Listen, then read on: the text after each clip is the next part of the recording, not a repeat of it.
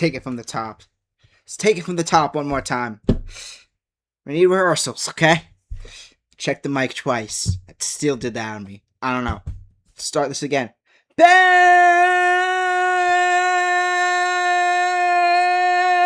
Why is my face frozen like that on the screen? Ben Silk Sports! Back with another play-by-play, lap-by-lap stream today. Echo Park 400 at Atlanta. It's gonna be a good one. I am Ben Silk. I'll be calling this race for you today. And Atlanta, it's gonna be a good one. It's a super speedway. We only get 6 of those a year. And that is gonna be an entertaining one tonight. Back in February when they raced here, Tyler Reddick, the winner. Will he go back to back? We got Denny Hamlin, who's been locked and running. But you take a look at these top 10s. You know how the Toyotas have been on fire. You got 0 Toyotas in the top 10 to start this one. Honestly, shocking. Will that continue throughout the race, and will they not show up? Probably not. But the fact that we see no Toyotas in the top 10 of qualifying saying something, that just saying these other car brands, they still got a shot in a Toyota-dominated season. Toyotas have had so many wins. The 2 best drivers this season, Hamlin and Reddick, both Toyotas. Then you got Briscoe, who gets wins, Gibbs, who gets wins. You got Corey Himes, who has a Toyota win. Yeah, it's been a domination season by Toyota. A lot of Toyota wins to pass around. And then we got those, and yeah, we'll see. Is tonight's gonna be Hosevard or Suarez night? Suarez is a high favorite for this one as well. He's starting 5th, but he's a favorite. He's won here before, 3 wide. I think you saw it come up on the screen a second ago. Yeah, there it is again. And as we wait to start, I'll be right back in just a moment.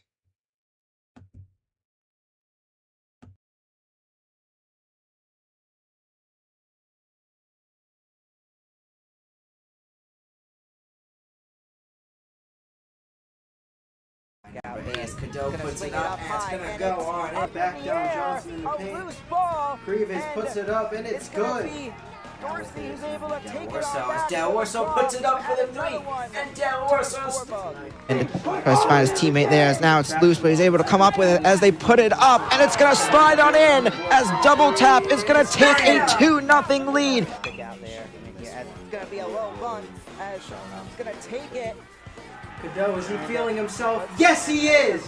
Michigan is going to win this one, 91-73. He's going to throw it. It's going to be intercepted! Taken back for the cross touchdown! Still going to remain a 1-0 count here as Messino back up at bat. They try to do it again, and we got a loose ball there.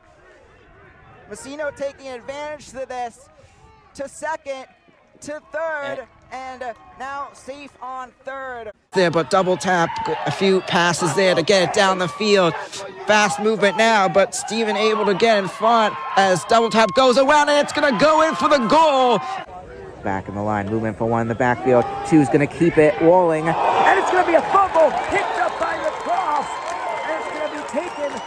Who else? The guys just talking about. Cyrus McGowan is the ball carrier. Riker. Ruled to him. Now up is going to be for the props, Braden Davis, as he's going to send it low there as they're going to take it around, low ball across the field, back for the run as McCoach takes it on back to add another one onto the board. Bookman in the backfield, movement now for the props.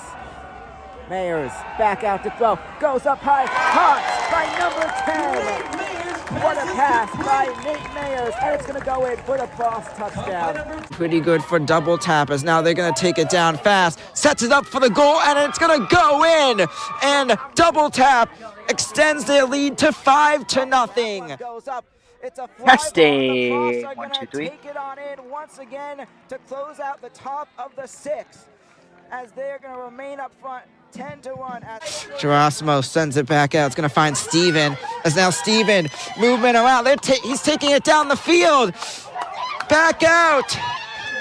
Now with it, Sports Cam FC trying to send it in, and double tap able to deny the goal from above. As Steven has a foot on it, and loose ball now. Drosmos able to come up with it. It's going to find Shane as goes back out to Steven, and it's going to be taken back by double tap, but Drosmos able to take it back. Back out, hands off there. We got cars are off on the track here. The start of this one. It's going to be a good one. We got the Penske cars in front. Penske, they have been struggling this year. At this point, all three drivers had a win at this point of last season. But this year, only Blaney with that one win. And Penske has been struggling a bit. Will today be the day where Penske could grab another one? As the drives will be starting 1-2. But again, it's a super speedway, so that passing, it's going to happen fast. And then you got Kyle Larson, who's going to be starting third. Austin Dillon starting fourth. Just saw him in Wildwood. His family in Wildwood a few weeks ago. I'm like, oh, that's Austin Dillon's family. Recognize them from the show. Then you got Daniel Suarez and Alex Bowman in the third row, starting fifth and sixth. Suarez fifth, Bowman sixth. How about Alex Bowman? You talk about him. Like, talk say he's not going to get a seat back. He's fighting for it.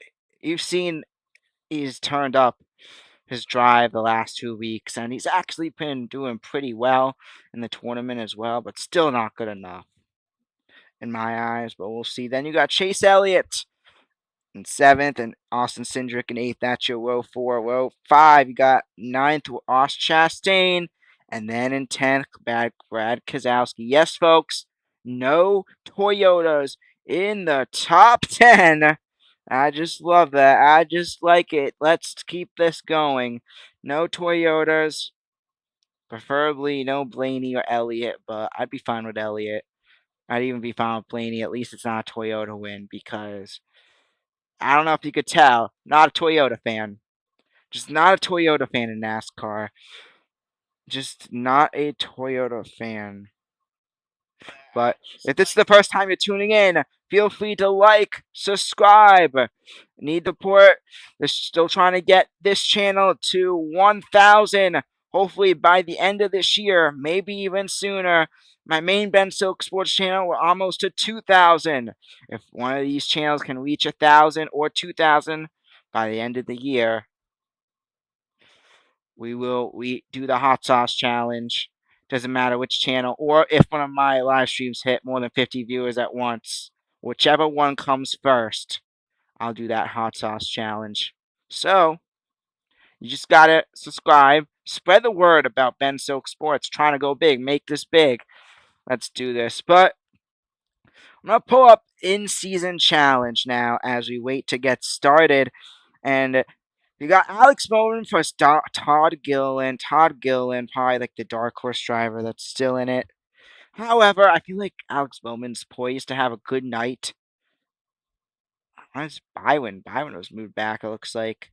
I can't tell now. They showing Hamlin behind him. You got you got Alex Bowman. And you got Todd Gilliland. Anything could happen in a super speedway. Who knows who's going to finish up front? I'm going with Alex Bowman. I think he's poised to have a good night. And I think he's going to get a high spot, maybe even top three. I actually predicted him to come into third for this race, which I'll get to those predictions in one moment. Then you got Chase Elliott and you got Chase Briscoe. Battle of the two Chases. 9 and 19. I do think it's going to be Chase Elliott who gets it done. I think Chase Elliott has a really good result tonight, and Chase Briscoe hasn't done great overall at Atlanta.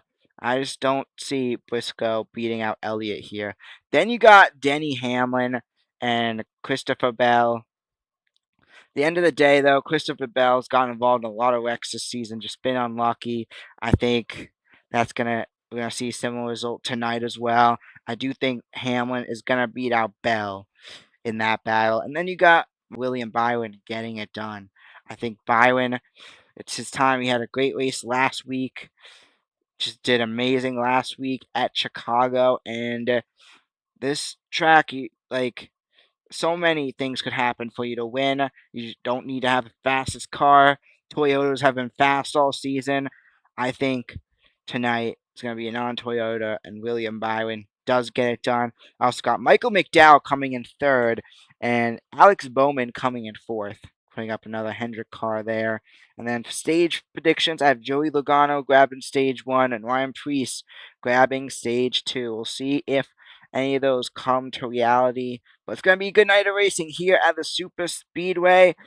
Gonna be an exciting one, that's for sure. And yeah, another Super Speedway, first Super Speedway I've done since Talladega. I've been looking forward for this one since Talladega recording didn't save. So we're already recording. Don't worry, we're recording this one. We're not gonna lose any footage of it, as if it does not upload for some reason, like the Talladega live stream commentary did. We'll still be putting this one up. Don't gotta worry about that. I learned my lesson that time. But anyway, comment, like, subscribe. Who is gonna win the race tonight? It's gonna be a good one, that's for sure. I'm very excited for this one. I've been having this one circled on my calendar for a while for a good one. But we talked about last week, as we have a moment. Chicago. What a comeback story that was for William Byron, grabbing both stages, just having a great night. Larson up high as well till he spun out, and that was a great night for the Hendrick cars. A really great night, a night that they needed with the season they've had. They've been struggling. It was a night that they needed. Byron really showed up, winning stages 1 and 2, but then somehow at the end, it was a 1-2-3 finish for Joe Gibbs Racing. I don't know how that worked out, but the Toyotas just were faster at the end of the night and were able to get it done. You had Chase Briscoe in first, Bell in second, and Hamlin coming in third. Denny Hamlin now has a big margin lead over Tyler Reddick in the points. What a comebacks he's had, and now he's up by 44, which is pretty darn impressive looking how far he was down just a month and a half or 2 months back. They just updated the board. Hopefully, why they just moved Larson off the top 3? Hopefully that's just a glitch, because yeah, that would suck. Larson, you gotta say, he's had a solid season. He's just having another really unlucky season. I don't know what's going on with him. But the white flag is out, the green flag is out, and we are off here at the Echo Park Speedway 400, approaching turn 1. Momentum for Joey Logano on Ryan Blaney. Coming around off to turn 2. Blaney being pushed by Austin Dillon. Logano being pushed by Kyle Larson. Blaney pulling to the outside. They're gaining momentum. Now through the turn 3. Logano getting some speed. Now Blaney gaining the speed right back. Both of them are neck to neck. It's basically even here as they approach turn 4. Through the turn to the finish. Lap number 1, Ryan Blaney a leader. And coming around now as Ryan Blaney for Team Penske already has a win under his belt, looking for win number 2, and what a lot of people believe to break out. Yes, Logano going to pull out his lane and heads to the back.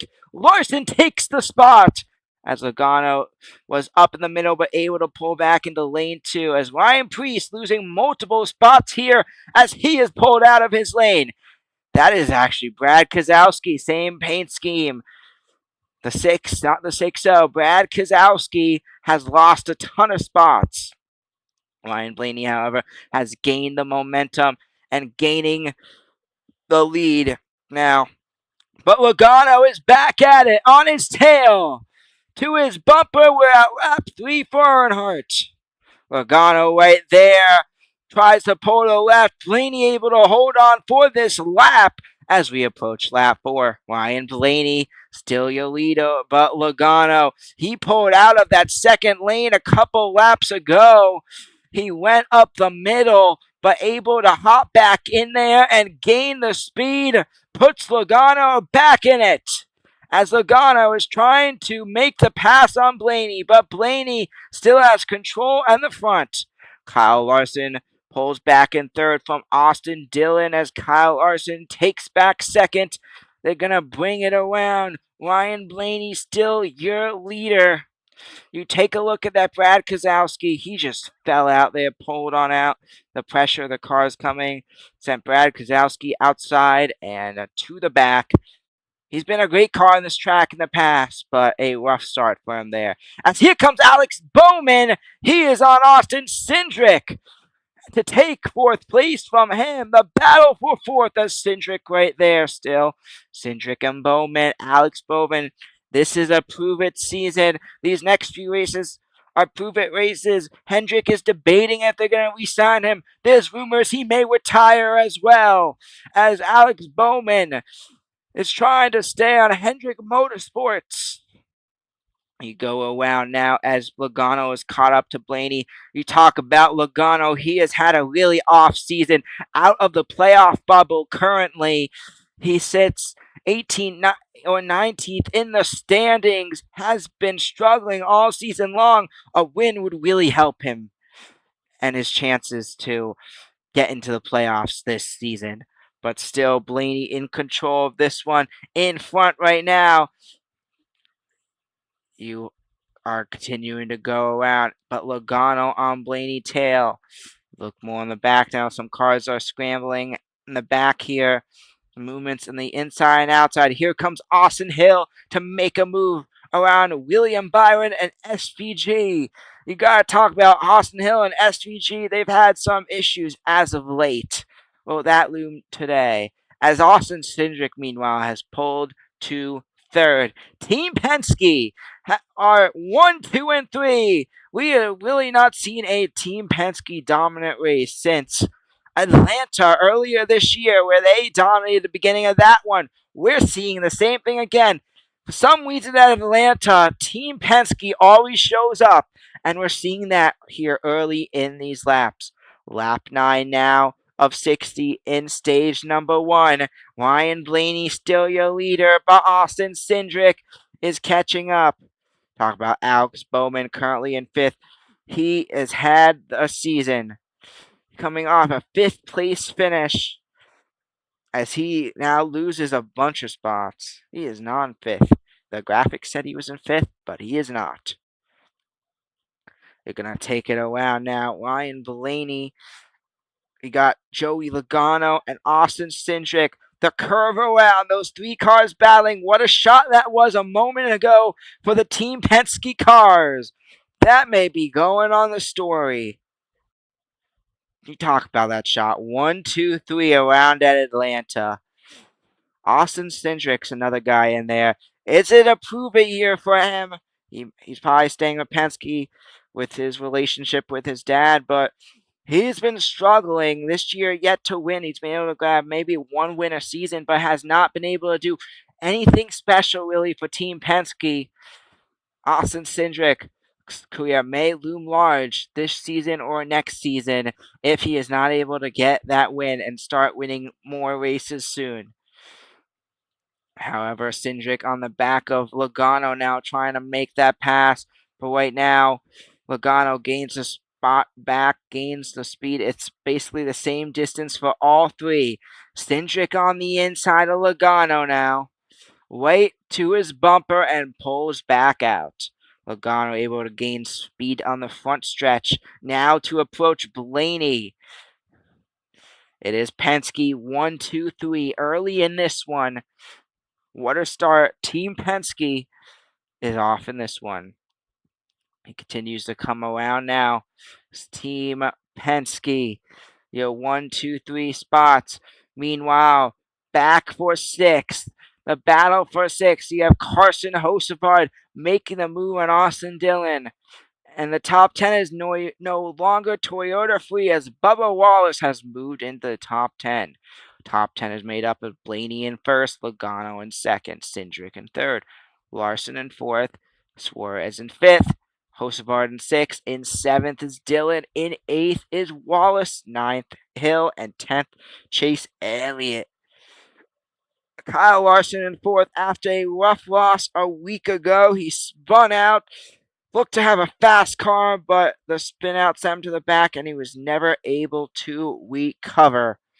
But we are multiple laps into this one. The first commercials come on the TV, so we will be back in just a moment.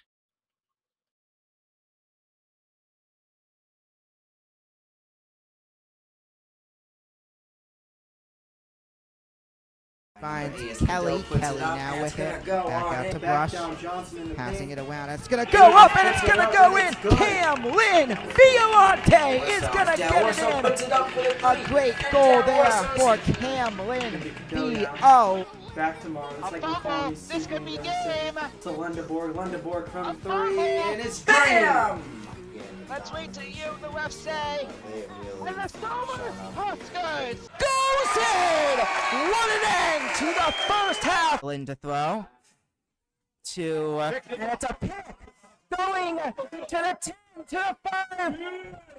Pick 6 to start off the game. Tuskers touchdown. Logan Ruby. 0 tie in this one is Antonecchia. Back to throw. Goes up. And it's gonna be caught by Schmidt, brother. Touchdown, Tuskers. Julia Schmidt with a phenomenal catch there.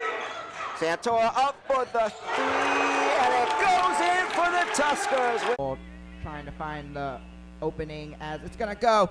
With his Kelly, it's gonna go in. Mason Kelly gets his first goal of the day for the Tuskers. Let's bang on the drum all day as it goes in. That's Mason Kelly with it. It's gonna be a pick. Picked off by Miguel Iglesias, and he's going back to around the 20. In the front, but we got Farmingdale formation-wise. They're pretty much spread out all in front of the net right now. But with 3 defenders right there, trying to prevent it from going. Somers are going to need to sneak it in there as it goes up. And Iglesias does just that as Miguel Iglesias gets it in for the Tuskers. And now, game of the season. Doubted to three-peat. Thought Mayapack would be the number 1 team. And the Somers Tuskers make history. The Somers Tuskers are your 2024 Class A New York State Class A champions. The Somers Tuskers have done it, making history. 2, 1, and yes. What a shot that is. Penske, 1, 2, 3 off the front stretch. We're back here now in this one. Coming around lap 20. Approach lap 21 now. It's still the same order as when we went to commercial break. You got Blaney in first, Logano in second, Cindric in third. Tailed by Larson, but gaining the momentum. That is Carson Hosevard, as Carson Hosevard has pulled up in this one, gaining multiple spots. He's in 5th now, as Carson Hosevard is trying to gain more. He won the most recent super speedway in Talladega just a few months back. He is strong at super speedways. What will we see from him today? But it's still Penske 1, 2, 3, as it's been a great start for Penske. Cars are continuing. Logano, though, coming on the down low. Would he make the move there? We got no move as Joey Logano remains in 2nd. We're coming around. Austin Cindric on the tail of Joey Logano now. He is right there. You look at Carson Hoseford approaching Kyle Larson to try to make the move. He is tailed by Austin Dillon. As Hoseford goes around, pulls to the bottom, and Carson Hoseford is going to steal 4th place by Kyle Larson and has Cindric in his sights. Carson Hosefard pulls on the inside to make a great move. Needs to make the pass, goes underneath Larson and pulls to 4th. Still, you got Blaney leading this one, tailed by Logano and then Austin Cindric. As Hosefard is approaching, Austin Cindric now, the previous super speedway winner, is trying to sneak up here in this one. Hosefard on the side of Cindric as he is going to pull ahead. Hosefard is gonna grab third place, but Cindric is not giving in. Cindric able to drive back up, uses the high side to gain momentum. So is Kyle Larson, who is gaining speed all the way to Hosevard. He was able to get there for a second, but it's back to an Hosevard and Cindric battle. Carson Hosevard, what a season this guy has had. When I went to Pocono a few weeks ago, listened to driver Q&As and stuff, he was the most talked about driver by far. You've heard that name so many times at Pocono, and also the most not like driver. He has some interesting habits, which makes him unique, which I like. Now you got Hosevard on to Cindric's tail. Cindric able to pull back ahead. Now you got Tyler Reddick and Chase Briscoe in the top 10. The Toyotas were not gonna go away in this one. We got 3 in the top 10. And Gibbs is close to it as well. He comes around. Blaney's still your leader, as this race has basically been all Blaney at a super speedway as well. It's been impressive, as Blaney is still in front. Gonna come around now. Lap 29, already halfway through the stage in this one. Ryan Blaney still in the lead. Coming around lap 30. You look at these other cars. You look at Tyler Reddick. He is gaining a lot of speed. Your winner here in February was race 2 of his 3-race win streak to start the season. This guy has come into this one fast as well, and he is already up to 7th, trying to pass Larson for 6th. But Kyle Larson trying to not give in to Reddick, but he drives up high and makes the pass. Reddick to 6th. And now eyeing Austin Dillon, Tyler Reddick. He has been struggling.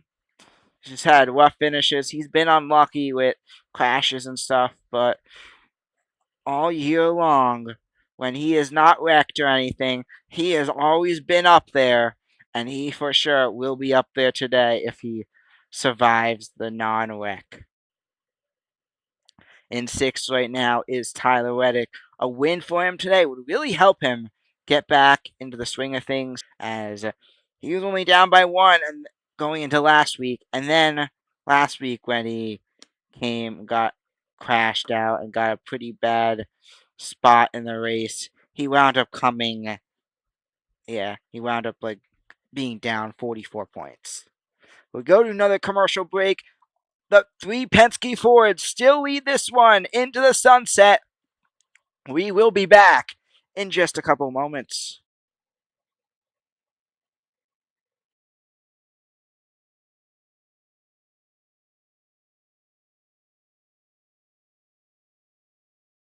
Back out puts it up, and it's gonna go on. Goes up, and it's gonna be caught. Who else? Henderson gets it. This time for a receiving touchdown. That's his 3rd touchdown. Orso puts it up for the 3. Castle does the loopy-loop, puts it up and puts it in. Iglesias back out to throw. He's gonna find that's Brett Kennedy. Brett Kennedy in his offense as he's gonna take him. Touchdown Tuskers as Brett Kennedy will take it all the way. Moving around, Scott, hands off. Gonna Yes, find he Montgomery, is. fighting for the first down, gets the is first gonna down, win this still up one, to the 10, 91 to to the 5, 73. touchdown! Michigan is looking to bring a Lions, national as championship Montgomery is back gonna to take it Ann on Arbor. in. The Pistons take it on back, tries to put it up, and it slides on in. Queens 4-3 to end the first. See that? But here comes Larson, moves ahead, drives on top of the track, pulls around. Allmendinger, Larson to the line. A.J. Allmendinger takes it by a hair. Goes up, and it's gonna be intercepted, taken on back, and a pick. Gonna loose it, finds Reeves, who puts it up for the 3. It bounces off. Flacco goes back up, finds Chase, what a catch! Touchdown! Bengals. As Harden takes it back now. Harden up for the 3 and the Number 3 goes in. James Harden. Barnes with it, goes back out to Shed, who puts it up for the 3 and slides it on in. Down the field, Jackson Dart back to throw, taking time, can't find an opening, as now he's going to go find Robinson again, who's still in, going down, and he's going to go in for the touchdown. On the arc, brings it back out to Vessel for the 3. Bang! They're missing a lot of 3s as Fox brings it up, and Wemby's going to swat that one in. Johnson brings it on in, puts it up, and puts it on in for 2 more. May is going to hand it off to Henderson. Henderson movement goes down, and he's going to be taken down, but pushing him in, and it's going to go in for the touchdown. Jets try to stop him and wind up pushing him in. Harper has it. Back out to Wemby for the 3 from the right hash. Finds Shoemaker. There's Miller. Goes back out to throw. Goes up high. And it's going to call it. Is that Shoemaker? Yes, it is. Who else but Henry Shoemaker as that goes in, and the guard. Momentum, we're set up for photo finishes. Gibbs able to pull ahead in the corner, but Blaney on the outside. Photo finish, bound to the end. Ty Gibbs wins Bristol. Finds Mitch. Back in this one, still no changes in the top 3, as it's all the Penske 4s leading 1, 2, 3. However, Reddick has crept up to 4th place and is on Cindric's tail. This 45 Toyota has been fast these last few laps, and he is gaining speed. Has gained 27 spots since the start.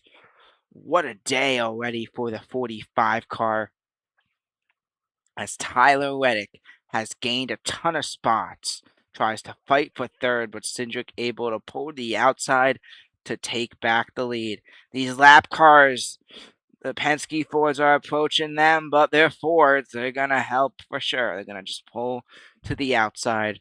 Kozlowski, though, pulls up front and lets them by. Ryan Blaney, a season that he got a win early in the season, but it's not really been that great for him since. But it's been a good start for him here, leading these first opening laps. So Reddick tries to get on the bottom of Cindric there, but not able to get by with the lap car of Kozlowski in the way. So now he's going up high. Let's see what he got up high. Now, Alex Bowman has fallen to 22nd, trailed by Denny Hamlin, who is not having a great day, in 23rd. Denny Hamlin struggling a bit early in this one. Has 4 wins to his name this season. Of course, he won Michigan, the last race we called. He also won Pocono, which I went to a few weeks ago. And, yeah, this guy's been on a roll and came in 3rd just last week in Chicago. Guarding the road courses, he has been doing pretty good lately. Even on I think the Sonoma, he put up a high spot. And when he doesn't win, his drivers win. Like Corey Heim, one of his drivers for 23-11, when Hamlin couldn't win, he won it at San Diego. As now you got Reddick approaching Cindric, Larson on the outside to try to make it 3 wide, but Reddick moves in the way, and it's these two battling. Now on the long stretch, Cindric uses the high up to make the pass. These Fords have come in strong in this one. Penske is 1, 2, 3 as we travel around. Blaney, it's 16 laps ago. Blaney still leads this one, as it's been Blaney's day. Ryan Blaney looking to grab those 10 points if he could hold on for 16 laps more. Reddick comes around Cindric. Reddick makes the move to try to make the pass as we approach the turn. Who will get the momentum off the turn? Cindric grabs it back. Tyler Reddick has been working around Cindric, as here comes Kyle Larson to make it 3 wide. Pulls down low, and Larson's going to grab 3rd place. What a move by Kyle Larson. Goes underneath as Cindric and Reddick were battling, and takes the spot from both of them. Kyle Larson, what a move. And now he has put himself in the top 3. Maybe even the top 2, as he is now on Logano's tail. These 10 points would help Larson out a ton. Larson pulls to the bottom of Logano, and Larson's going to grab second place. What a run for Kyle Larson this last minute, as now he is up to second. Has Blaney in his sights now. The speed has gained for Larson as he pulls up high. Logano down. Blaney grabs the front again. Pulls on the outside and pulls back in front. Ryan Blaney back to the front of this one. He has led every lap. Almost gave one up to Larson, but he was able to take that one back. Now Blaney, Larson, and Reddick make your top 3 as Reddick has pulled to third. Meanwhile, Carson Hostevard as well, gaining momentum as Carson Hostevard is battling Logano for fourth, trying to take that spot. Meanwhile, Reddick is battling Larson for third on the bottom of Larson, but Larson is going to deny that, and it's still neck and neck as Reddick pulls to the bottom, and Reddick takes second. Tyler Reddick down to second place. Took a moment after that pass, but Reddick was able to get second from Larson now, as Tyler Reddick is now in the second and has a sight set on Ryan Blaney. 29 spots gained for Tyler Reddick in this stage. We also take a look at Christopher Bell, who's gained 16, and William Byron, who has gained 15 after his week last week. Does Byron have it back? Will he have another good day? But we're going to find out what's going to happen for the stage in one moment. We go to commercial break and we'll be back.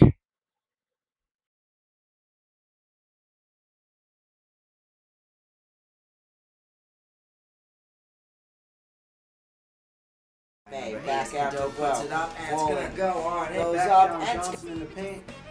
The corner, but Blaney on the outside. Photo finish, down to the end. Ty Gibbs wins Bristol. Finds Mitchell. Back to Mars. Back to Allen. Go to Harden. To Wade for 3. Got it! Cavs take it back. Quick one to Strus. It goes in. Stafford back out to throw. Yes, Goes he up is. high. It's going to be taken on in. Touchdown Ferguson, the tight end, down in for the Rams. The Rams on the board. They're not done yet. Gobert puts it up, uses his tall body to slam that one into the back. Shoots up the 3 and it slides on it there. Add 3 to the scoreboard. Now back out to throw. Goes up high. Goes to Jeremiah Smith. What is a catch? To the 20 and he... Mitchell to Mobley. Back out to Mitchell for the 3. And the 3 slides right in. Wallace back out to McCain. McCain for the 3. And right up the middle and good. I get a fast basket. And it goes in. What a fit. Going to be handoff to Henderson. Taking it. And that's going to be Henderson's second touchdown of the game as he takes it on in.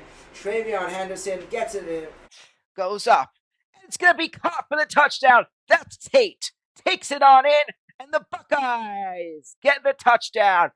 Edwards has it up for the 3 from the far logo. And here comes Stenhouse with the push. Stenhouse as Hosevard being pushed by Bowman. Battle to the finish. Hosevard has the momentum. Hosevard, Busher. Hosevard, Busher. Battle to the finish. It's gonna be either or. Final lap. Here, Hosevard, Busher, will Bowman or any of the cars make a move? Movement out. Carson Hosevard to the finish. And Carson Hosevard is gonna win his first career race as they crash behind him. Harper brings it up and bats it on in. The Spurs and Dylan Harper's great night continues. Back in this one now, as we have 5 laps to go in stage number 1. 4 now, as Blaney is still your leader, but since the commercial break started, Reddick has gained a few on him, as Tyler Reddick is less than a quarter of a second to Reddick. to Blaney. Ryan Blaney still your leader, trying to grab those 10 stage points. But Tyler Reddick not giving in, being down 44 in the Cup Series battle for the lead, or for the regular season. He needs every point he can get. So does Ryan Blaney, though. He sits in third in that battle, but down a bit more points from Reddick.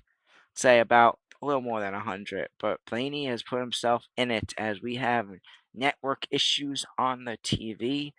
Gotta assume we may have live stream issues too now. But it's now 2 to go.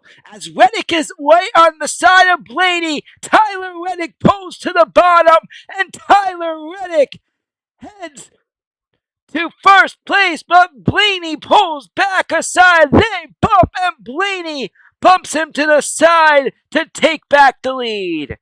Approaching the line now, 1 to go in the stage. Blaney gaining the momentum. Now back where he was a few laps ago as Blaney is gaining the speed. Final lap as Reddick pulls to the bottom. Off turn 2 now. Reddick approaching. We got some lap cars getting in the way. Cody Ware on the outs as Reddick tries to make it by, but Cody Ware and Chaz Pissum in the way for him to make the move. That allows Blaney to gain some room, and he crosses the line to the finish. Ryan Blaney, your winner for stage number 1. Tyler Reddick will come in second, followed by Kyle Larson, Joey Logano, and Austin Cindric. And Ryan Blaney grabs those 10 points. Reddick still gets those 9 much-needed points. Larson grabs 8 that he could use as well. That's it for the stage. Ryan Blaney, your winner of stage number 1. As we now get ready for stage 2. As the caution flag still waves here for the start of stage 2. But Ryan Blaney, your winner for stage number 1, stage 2. These cars are ready. We will be seeing 100 laps up for this next stage. But don't go anywhere. What will we see? Cars are going to scramble here. When they pit, we'll be right back in one moment. And as we wait to come back in the live chat, I want you guys to let me know who you guys think is going to win stage number 2. But Blaney, your leader, he was able to outlast the rest pretty well.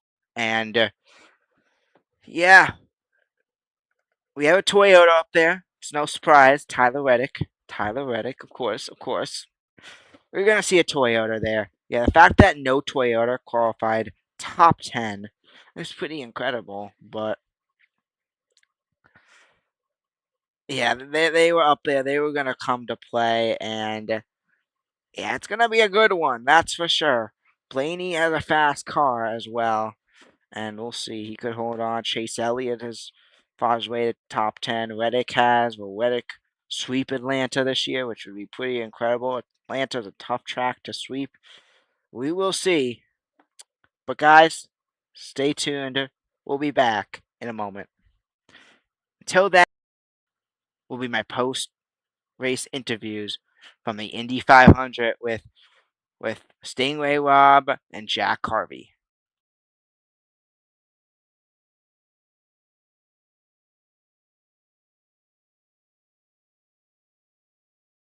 So I'm here with Jack Harvey, and how do you feel about your performance in the race today? Not great, man, to be honest. We were suffering from pretty bad vibrations. 2/3 to go in the stint, which obviously is quite a long percentage of the stint, and therefore the race where we were just struggling with massive vibrations. We weren't really expecting it, so we got to dig into exactly what led to that. Come back stronger next year. All right, well, thank you and Appreciate congratulations. All right, so I'm here with Stingray Rob, and I want to know, how do you feel about the race today overall, your performance? I feel okay. Disappointed. We couldn't get fuel in the car. We got race for extending stints from the back, and then we had really bad tire vibrations all day. So we were like 3/4 stint, which is really rough on your strategy. We had to do an extra pit stop. And who do you feel is the toughest competitor today? Nate Felix. Well done. Yeah. He had a great day for sure. And how do you feel going into the rest of the season and going into? You're all right. We got some work to do. Recover from the last couple of weeks here. All right, and so let's look at plan to deploy. Who's your prediction to? Hopefully me. All right. Well, good luck and thank you. As their deep receiver there, as Iglesias back out to throw. He's going to find that's Brett Kennedy. Brett Kennedy in his offense as he's going to take it in. Touchdown, Tuskers, as Brett Kennedy will take it all the way. Garnet's offense is 0 points this lead in this one. That's going to be caught there, and right after that, a big catch. As it's going to be Shoemaker with the catch down. Miller finds Shoemaker. There's Miller, goes back out to throw, goes up high, and it's going to get caught. Is that Shoemaker? Yes, it is. Who else but Henry Shoemaker as that goes in, and the Garnets get it Back. Goes deep. Did they just do it again? That's exactly what they needed to do. What a catch by Shoemaker as he's going to be just short of the touch. Goes out as Iglesias back out to throw, and it's going to find, that's going to be Jackson Whipple in for the touchdown. What a play. Miller's going to keep it himself, and he's going to score. Miller with time. Looks downfield, and he's going to get caught. That's going to be Shoemaker with his second touchdown of the day. This duo is unstoppable. As Miller is going to take it, and that's going to be a touchdown. You back off, and it's going to go to that's number 12, and it's going to be a touchdown. The Garnets going out there as that will do it. They're going to celebrate there a huge win, and your Rye Garnets. Somers Tuskers going to fall short. The Rye Garnets are going to take it. Back in this one now as all cars are going to head to pit lane. A few stay out. Looks like Bowman stays out and a few others. We got, if you go 2 tires and grab the front, there's a good chance you're going to lose that spot. If you go 2 tires and grab the front, there's a good chance you're going to lose that spot right away, especially how super speedways operate. Gonna go around. Blaney has his front spot, won the pole. He go around. Blaney has his front spot, won the pole. He comes in first. He's probably going to have a pretty good advantage coming out of this one, but we'll see. As Reddick leads the pack out, will Blaney beat them to the line? As here comes Reddick. Reddick makes the pass. Reddick is going to take the first spot, followed by Larson. Then Blaney loses to Austin Dillon. Bell gains 10 spots. He'll come out 5th. Then you got Hosebard, Cindric, Logano, Briscoe, and Wallace. Tyler Reddick has the faster pit stop and is able to gain a spot and will be in front of the group to gain a spot and will be in front of the group. Some cars did stay out, however, and it's going to be an interesting start to this one as Tyler Reddick, followed by Kyle Larson and Ryan Blaney. Take a look, see if the NASCAR app shows what cars did stay out. Take a look at that.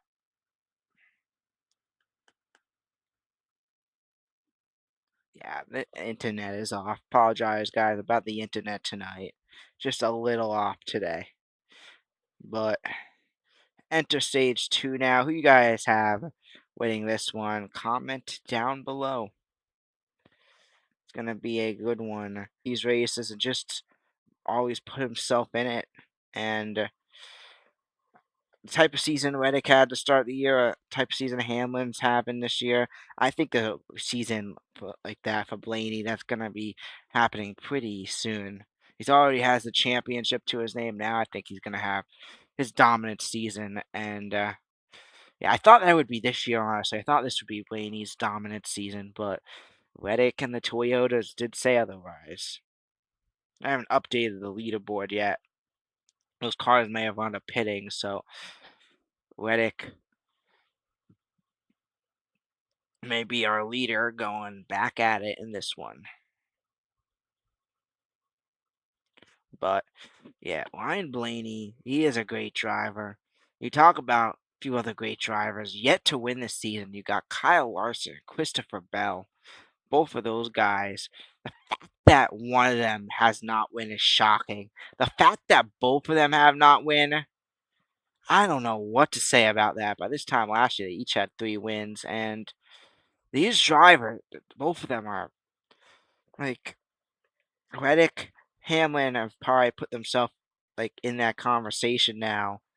But like these drivers, honestly, I feel like have the most talent in the Cup Series and like have the biggest future for them. Like they can win races, they can put themselves up front all the time, and they win races, and they also get unlucky so many times. And we've seen it this season as well. There's multiple races Bell could have won. There's multiple races Larson could have won, especially Bell as a Toyota. Like Toyotas have been the fast cars all season, and yeah, Bell is. I don't know what's been going on with Bell, but he's been up there as well, but he just has not been able to get it done. And then also, yeah, also Bell has just been very unlucky getting into multiple crashes. Of course, we had the rough one a few weeks ago. For Bell got into the wall at I think it was Michigan. Yeah, it was Michigan because week later at Pocono, I was there. The big storyline. Yeah, to Christopher Bell. Just slipped in that wall. That just shows you the season he's had. It's been a rough season for him. He's crazy enough. He's a great driver. I don't know how he's only been able to get 1 win since his 3 straight wins earlier in the start of last season when he won after Daytona. He won 3 straight with Atlanta. I think he won Road America, a road course. He won Austin, and then he won it was either Vegas or Phoenix, whichever one came first, because he won 3 straight. And then since then, he just hasn't been able to win, but he's still been the same driver. He's been competitive. He's been up there in all the races. He just hasn't gotten that win. And he's still been able to get his wins, but maybe not, hasn't been the case really this year. The fact that none of those drivers has won, though, is surprising. Like, even how unlucky they are, they've still been able to get their wins in their careers. A lot of wins. But that's changed this season, especially for Christopher Bell. And he's a guy that's gonna win a championship in the future too. Like you gotta say, he's that good, I think. But anyway, you got Tyler Reddick and Kyle Larson in the front row, and then behind them you got Ryan Blaney, who is not gonna lead his first lap here of the race. You got Austin Dillon, I believe, will be behind them. When we get started, it'll probably be around 9-10 laps into the stage. We get started to green in 1 moment. As a pace car heads on in. The start of stage 2 as these cars line up. Enters the restart zone. Reddick with the gain, and we're off for stage number 2. Reddick being pushed by Blaney off into turn 1 as Larson gets pushed by Dillon. But Reddick has the momentum and gaining some spots. Larson now being pushed back up to the spot. Battle for the lead as Larson and Dillon gaining the momentum off the first stretch. Now approaching turn number 2 as Kyle Larson back to the lead. Pulls underneath, able to grab the lead for a second, but Reddick takes it right back as Larson falls behind Reddick, and Reddick is in control. We have 3 wide, but Reddick is in front of all of them. Just taking it as here comes Austin Dillon to second. RCR prize, folks. We have a Toyota leading this one. It is Tyler Reddick, but Carson Hostford's not that far behind. If anything, we have Reddick, the most impressive Toyota, Hostford, the most impressive Chevy, and Blaney, the most impressive Ford for this season. Hamlin may pass Reddick, though. That's how good Toyotas have been. But Reddick in front pulls to the bottom of Blaney to the out, and Blaney gonna take back the lead, followed by Kyle Larson. Somehow Briscoe and Bell have gotten into the top 5, as it's Toyota Central once again. Here goes Blaney as he pulls up in front. This has still been Ryan Blaney's race. Nothing has gone wrong, and will he hold on to this one? As it is Blaney who's been in control for most of the race today. Going around lap 14 now. As it goes around, Reddick to the bottom, tries to pass, and he pulls up there. Battle's going to remain. Blaney has Larson now up to second, and on the outside, being pushed by Tyler Reddick as Larson goes to the outside, gaining the speed, but doesn't have enough as Blaney is going to keep the spot. Now you got 2311, the two 2311 cars, both right behind them in Reddick and Wallace. But Blaney has the advantage still, able to gain the speed and gain the momentum, but Larson using the wall to his advantage. Larson pulls up and pulls for the lead for the moment, but Blaney pulls to the bottom. Back to the front is Ryan Blaney. Both of them are right neck and neck to each other, battling for this one right now. Larson using the high side for his advantage. Blaney down low. Blaney able to pull ahead in the corners. Larson on the straightaway. They have to find a moment that the other doesn't do it and does their move, as Larson able to gain a little bit on a corner. Is that the move? They got to wait for one of the other to slip up, as they both have equal advantage here. But Larson, it looks like as they switch the angles, took the move, and he is in front. But how long will he be in front for? As he pulls in front of Blaney and for the lead. Larson pulls to the bottom, and now in front of the 12th car, holding him off. As he pulls to the bottom, Kyle Larson, your new leader in this one, as he goes around. The one of Larson, your leader, stepping around this track to turn 3. Kyle Larson, what a run he has been on. As Kyle Larson continues to roll in this one. But Blaney on the bottom makes the same move as Larson. He pulls around and pulls back to the lead as he goes in front of him. Ryan Blaney, he has been in front all day long almost. Kyle Larson and Tyler Reddick have been his best contenders. And Kyle Larson pressing, but Blaney able to take first place back. Now we got Carson Hosevard trying to make the move on Larson. He is underneath and is going to grab the spot for now at least, as Larson now up high to try to make the pass. Both of those two are neck and neck for second. Who will make the right move? Who will be able to gain more speed in the right spots?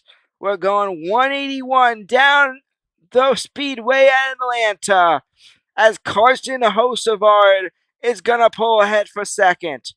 Hosevard now in second place, but his fellow Chevy and Larson giving him a spot. I believe that's Bubba Wallace. I thought that was Denny Hamlin. That would have not been good. But Denny Hamlin got up there, I would not be shocked, though.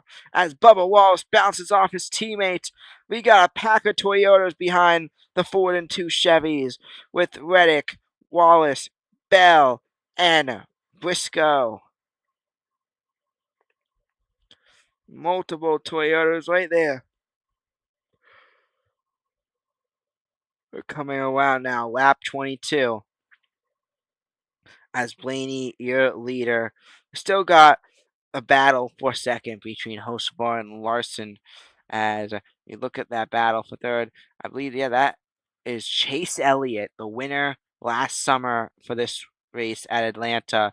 He is up there now in fourth place. He has won twice here in Atlanta under yellow flags, Will today be his first green flag finish here at Atlanta? But you don't hear a lot about that, though.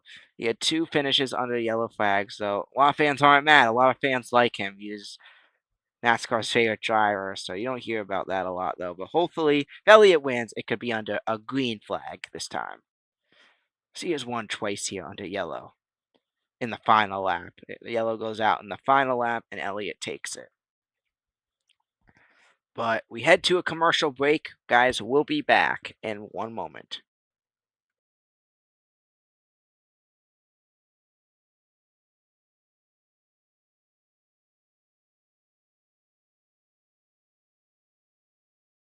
It is 73 degrees here today in Glassboro, New Jersey, as today we have the Rowan Profs as they take on Kane.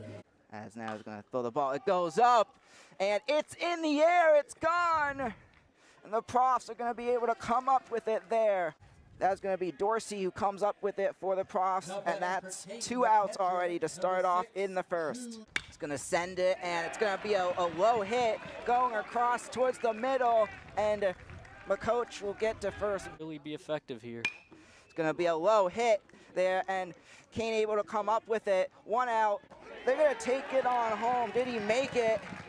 Yes. And it's going to be a run, and the Profs are going to take a 1-0 lead early in this one. Let's take a look at what happened there again. A low ball that the catcher was not able to come up with it, and yeah, Profs see the opportunity. Now you're ahead in the count. That's what you want to do to beat this team. Sends it up. It's going up, and out there. Sends a pitch as it goes up, and the ball is up in the air, and it will be taken on in to end the top of the second inning.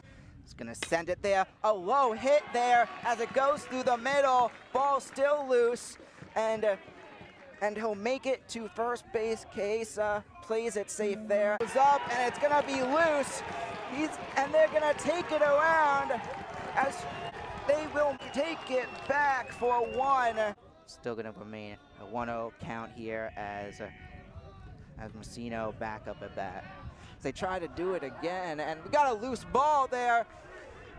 Messino taking advantage of this to second, to third, and now safe on third. Take a look at this again. Gonna send it a low bat there. They get the catch, and just fast movement there. Sends it right to first base. So gonna send it back, and the ball is gonna be sent away up in the air. And the Profs are gonna come up with it as McCoach is able to hold on to it, and that is gonna do it for the top. We are back now, and now with a new leader. Carson Hocevar has taken the lead, and that is why NASCAR needs to get rid of commercial breaks during the action. Like, really. Let's take a look at what happened. Hocevar was on approaching Blaney. See what he did here. First, it looks like we got a car passing Hocevar a few moments ago. They did not show what happened. Anyway, Hocevar, your leader.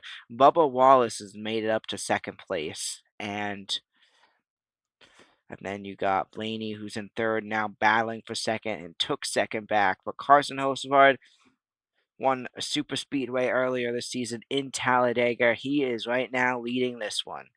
As you got Bubba Wallace in second, Blaney in third, Larson in fourth, and Reddick in fifth.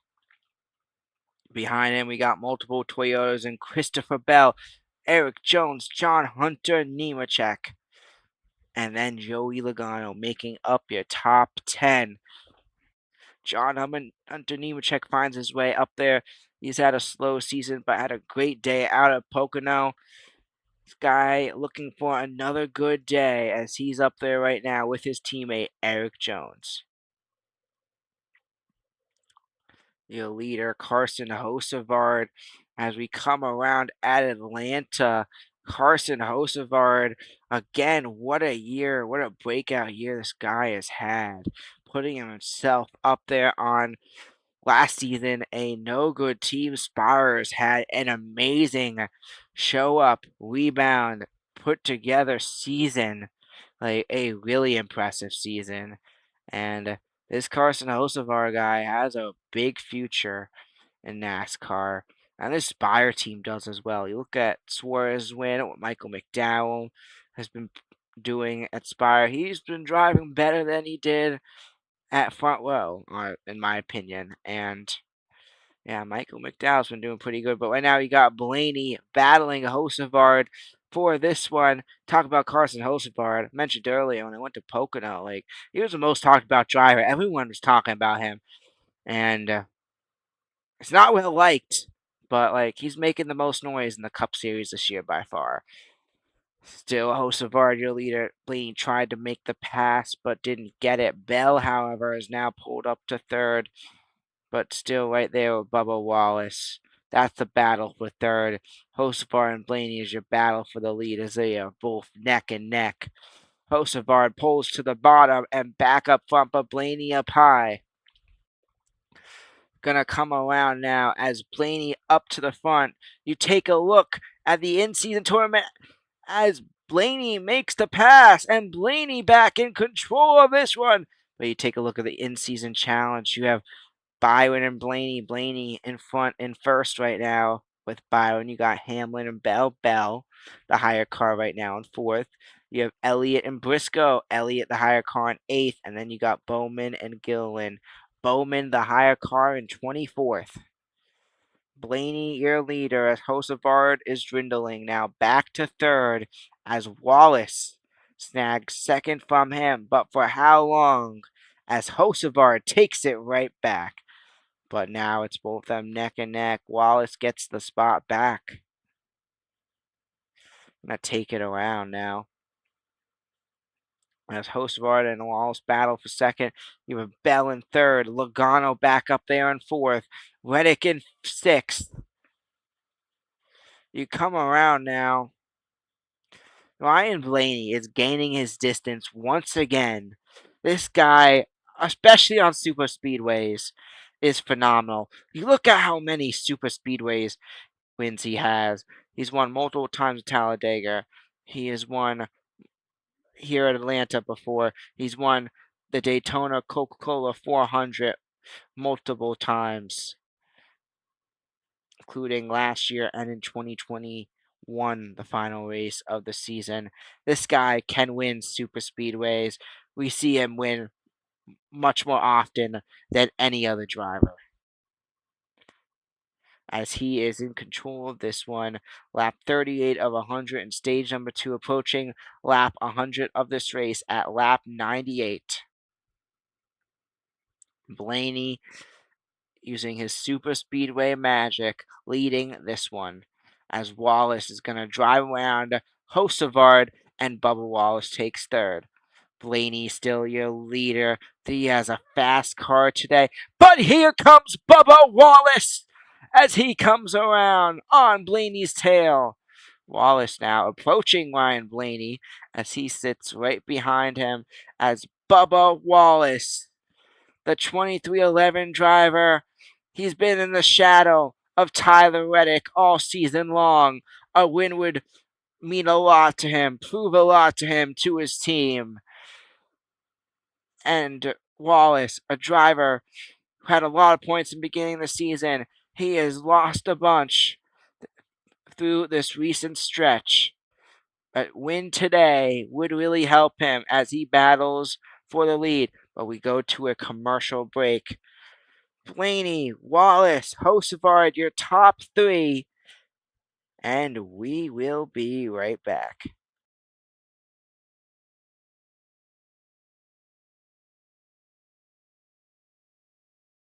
It is 73 degrees here today in Glassboro, New Jersey, as to hold on to it, and that is going to do it for the top of the third. What a good job by my coach to get to the ball there and take it for the out. Bogart back up. He's going to swing it a low front here as she's going to try to get to first, and a quick out there as Kane throws it right back to first, and yeah, that will be the third out, and that will do it for the third season. As I'm going to send the pitch, goes up high, ball lands right into the prof's hand, and Profs, that's going to be McCoach who's going to come up with it. And that will be the second out here in the top of the fourth. Now going to send the pitch. Be hit, and it's up. And the Profs are going to get it. Great job by Simone to send it up. It's far, but not far enough today for sure. As it's going to be a bunt there as Profs try to take it back for the run. And the ball goes loose as they try to get another out. As we got a 4-1 lead for the Profs, but in addition, Suriani able to make it to second base. Going to send the ball. Davis sends it on up in the air, and Kane's gonna miss it, and Davis makes it to second, and Suriani is gonna make it back to home plate, and the Profs are gonna make it a 5-1 lead. Back out there, Rivera here, bottom of the fourth. Profs up at bat, gonna send it, swings the low bat, and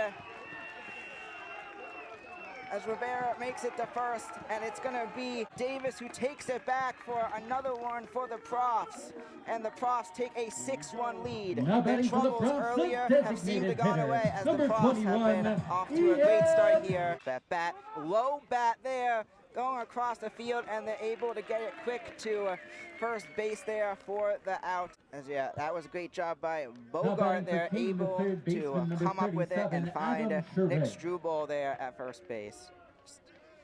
Yeah, so great job there again. Ball goes out, and that is going to be Bogart who comes up with it, finds Struble to get the quick out there. Came in here as it's going to be a low bunt as the crowds are all above the stands. It's been a good one so far, though, with Ryan Blaney having an amazing, dominant night. But now this rain delay may reset everything, as after sitting around, it may be a bit that takes a 3, got it. What a start for the Knicks. Wemby puts it up and in the middle for the 3. Gonna be Fox to Champagny for the 3, and it goes up and in. Champagny grabs another 3, brings it in, tosses it up, and through the middle. Dylan Harper's great night continues. Back in the game, Josh Hart with it. Has 3 fouls already, trying not to get any more. Mitchell Robinson slams it down. Back out to Champagny for the 3, and it goes through the middle. Champagny for the 3, and in to end the first half. Brunson driving on Champagny, puts up the 2. This game is tied up. To Brickbride in the corner, puts up the 3. Got it. Brunson makes a move on Champagny, puts it up for the layup. Got it. Spins, step back, underneath, puts it up, drops it through. New York up by 6 with 35 seconds left, but they're going to walk it on down. 105-95. Able to hold on as now movement. It's going to find a 23. 23 with it. Back out to 7. Movement now as double tap's going to take it past the logo. As Stewart with a kick. It's going to find Gerasimos.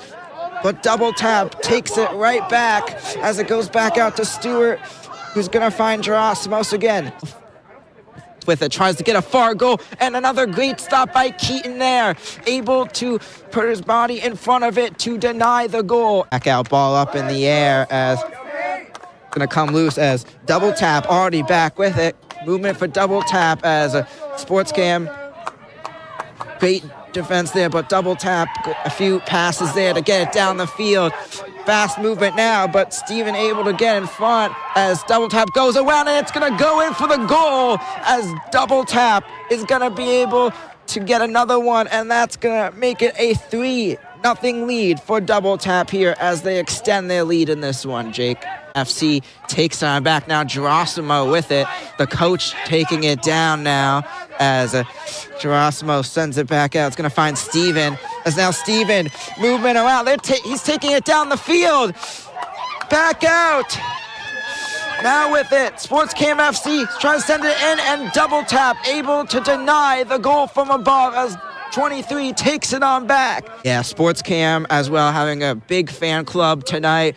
We've heard them cheering for them all night. We've heard even the Jets chant, and it's gonna slide on in for another one. Now, number one with it for double tap.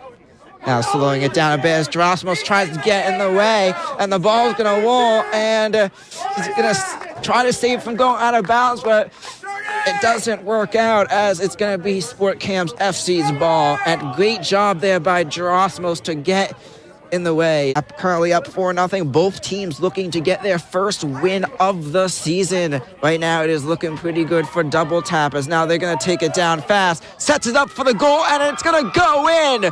And double tap extends their lead to 5-0 as it's able to go in. Slides off to the left of Stewart and it's going to go in as double tap is going to add another one to the board. Stewart tries to block it, but it goes and squeezes in through the left, and double tap extends their lead. It is going to be double tap who's going to take it 5-0 in this one. Throughout, they were the dominant team, able to get it down the field multiple times. But Sports Cam, a great effort, a great fanfare tonight. But I'm Ben Silk here at Jake Clark. Have a great night, everyone, and we'll see you next time.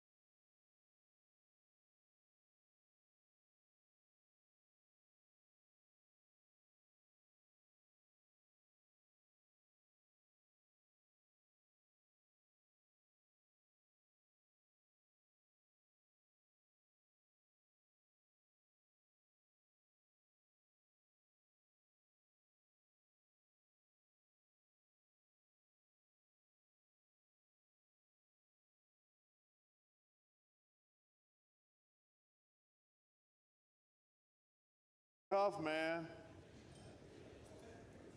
The Nuggets got the best player in the world in the Joker. Actually, he wanted Sonoma, but he has history, good history at road courses.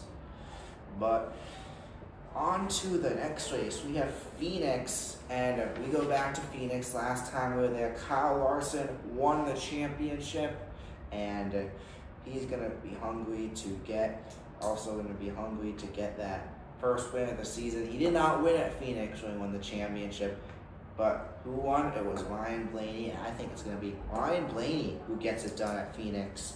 He's going to get that early win. Larson's going to give him a fight. It's going to be him and Larson battling for the win. Put Bell in there, but at the end, it is going to be Blaney who gets it done.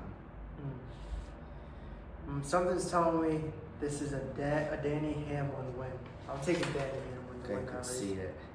But next up, we have Las Vegas, and this track, it's always another exciting one, and I think this is going to be a good battle. It comes down, drivers in Larson. I think it's going to be Larson who's going to become victorious in this one in Las Vegas. I'm going to take William Byron to win the Las Vegas race. Yeah. So far I have no repeat winners as we head to Darlington, and I think that is going to end, and I think William Byron will get it done at Darlington, getting that second win of the year. I'm going to take Bubba Wallace Ooh. to win that one. But now on to Martinsville, a short track, a track that Hendrick has been pretty good at, especially the first race of the year. However, I don't see Hendrick car winning this time. I think we're gonna Joe Gibbs winless so far, and I think they're hungry. I think this is where they'll go and get their first win, and I think it's gonna go to none other than Chase Briscoe. Chase Briscoe gets it done. It's gonna be a battle between Briscoe, Bell, and Hamlin. I see this being the Joe Gibbs race, and Briscoe gets it done. I'm going to take Christopher Bell to win this one. Alright. So next up we have Bristol. After our bye week, we have Bristol, another great short track. Obviously, for a few years they've made it Bristol Dirt, but now it's just back to Bristol, and it's going to be another interesting one. But I think it's going to happen at some point. Denny Hamlin does get it done at Bristol. I think for me, Kyle Larson gets his first one here. But now we go on to Kansas. Kansas, another great track, and always an exciting track to look forward to. And yeah, this is where I think it's gonna Chase Briscoe, who's gonna get his second win, and that's 3 in a row for Joe Gibbs Racing as well. Give me Ty Gibbs. Ooh. To get, I don't know, I think he's young. I heard something. I think you said that earlier. That would be his first career win. Ty Gibbs. Yeah, pretty solid though. But now, on to our super speedway. We got Talladega, and this Talladega, it's always a good track to race at. Always comes down to the end. It's an unlucky track for Larson, and I think we're gonna be in for a good one. And you know what? I think it's a track where anyone could become victorious. Chastain did it a few years ago. I think he does it again here. I think Ross Chastain wins it at Talladega. I'm going to take William Byron to get his second win here. But now on to Texas. And Texas, another great track in NASCAR. A track that Penske has historically been good at. I think we see the Penske cars have. I'm taking Denny Hamlin to win his second race. But now we go on to Nashville, also early this year, and I think, Nashville, this is always a track that we have a surprise winner, and I think we see drivers step up. I think at the end of the day, though, Chase Elliott is going to cross the line first. I think battle between Chastain and Elliott. Elliott will get it done at Nashville. I'm going to take Ross Chastain to win this one. He actually won that one a few years ago as well. He's solid. And then we have Michigan, and I think for the second year in a row, it's going to be Austin Cindric who gets it done. Get it done once again on a back from another off week as we got Iowa. And I think this is going to be another great day for the Fords. And you know what? I'm going with the long shot here. Cole Custer is going to get it done at Iowa.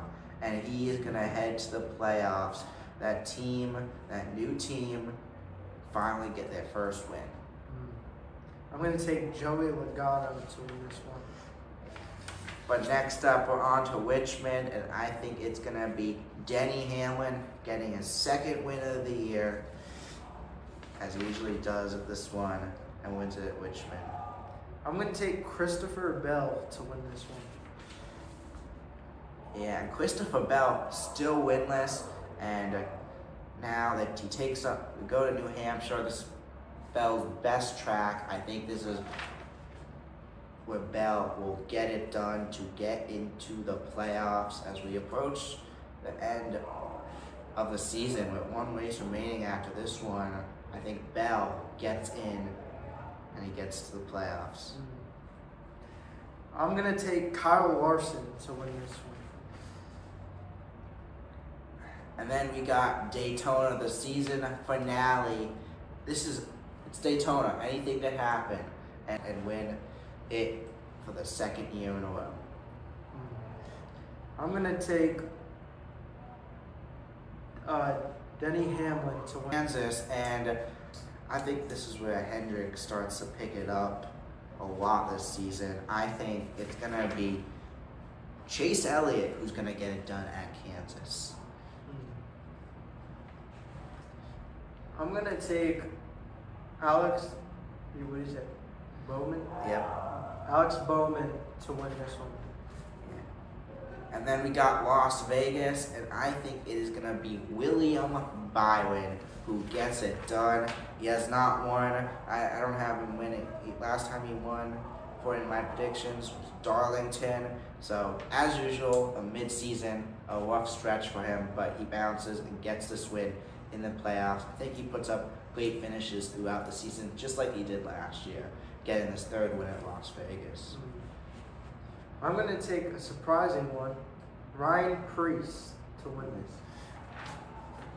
And then to end out the second round of the playoffs, we got the Charlotte Oval, and I'm going with Ross Chastain, a must-win for him. He gets it done, and that's going to be his second win of the year. Chastain advances to the round of 8. I'm going to take Kyle Larson to win this one. So, Phoenix in the round of 8, we got, and I think, Kyle Larson putting himself back into the championship 4. I'm going to take Joey Logano to win this one. Yeah, I'm going to take for Talladega. So now on to Talladega, and you know, it's to win this one. Yeah, I'm going to take for Talladega. So now on to Talladega, and you know what? I think I'm going to go for Talladega. It's always a wild one, and I think this driver will be eliminated when this race happens. But I'm going to go.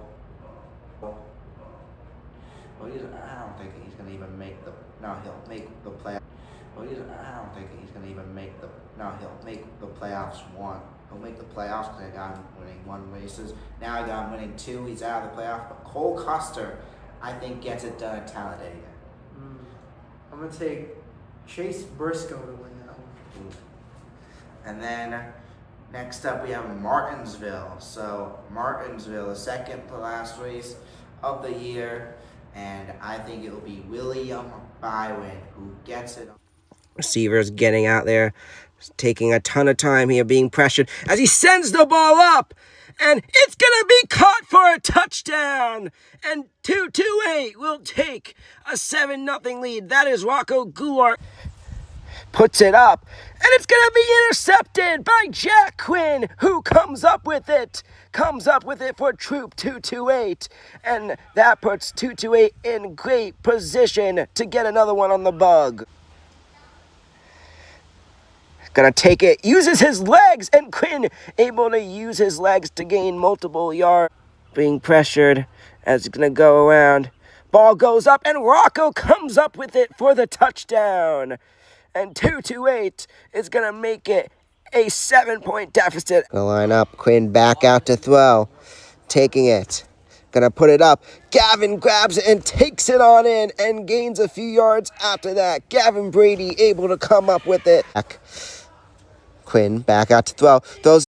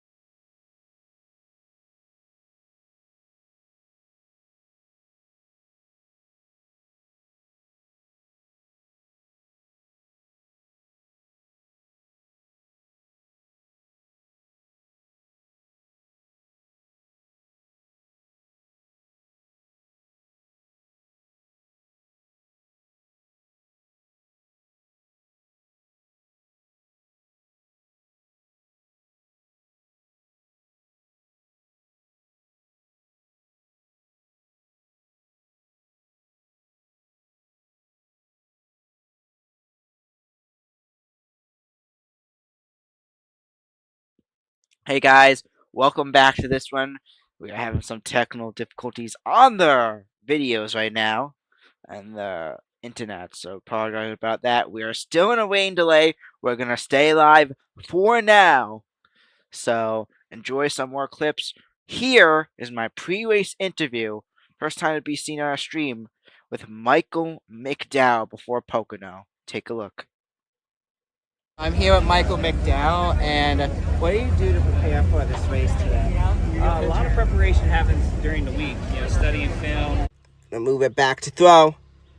It's gonna keep it for the run, and Quinn is gonna fight for the yardage there. Back to throw, end zone territory, and it's gonna be taken on in by 228. That is Matt Massaro, who has receivers continue to scramble, and Quinn's gonna go for the run and takes the yardage there. Quinn able to find the opening and grab multiple yards. Puts it up. It's going to be taken on in by Dante Baboni, short of the end zone.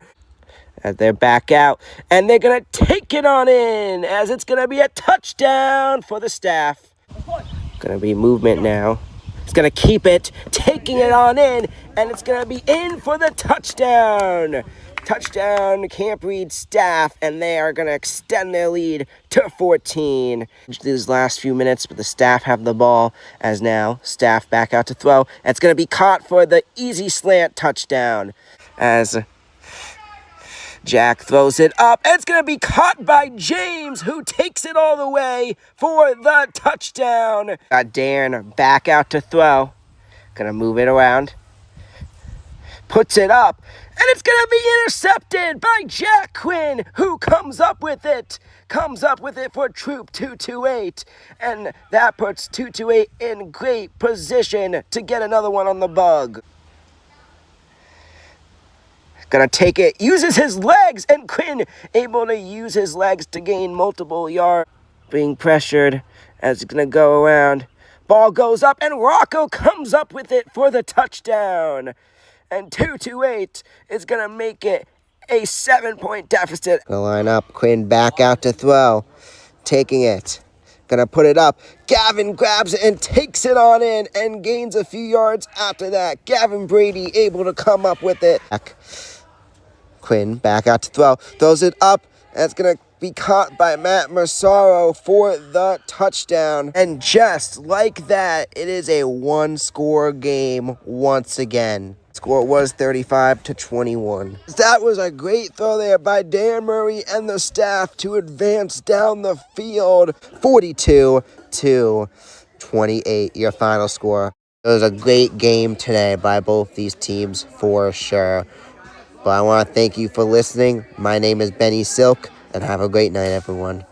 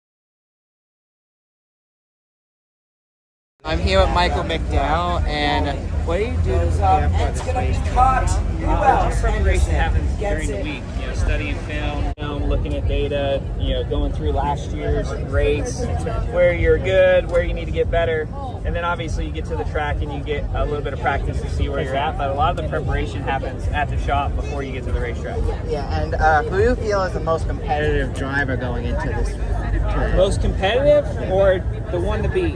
The one to beat most competitive. I think that it's hard to bet against Denny being one of the favorites just because he's won here 7 times and he's on a hot run right now, winning 3 of the last 4 races. So that's definitely the one that everybody was looking at this week. And, what are some strategies you're going to use going into today? Strategies I don't worry about. I let the crew chief worry about those because he's better at math than I am. So I let him worry about the strategy. All right, well, thank you and good luck. You.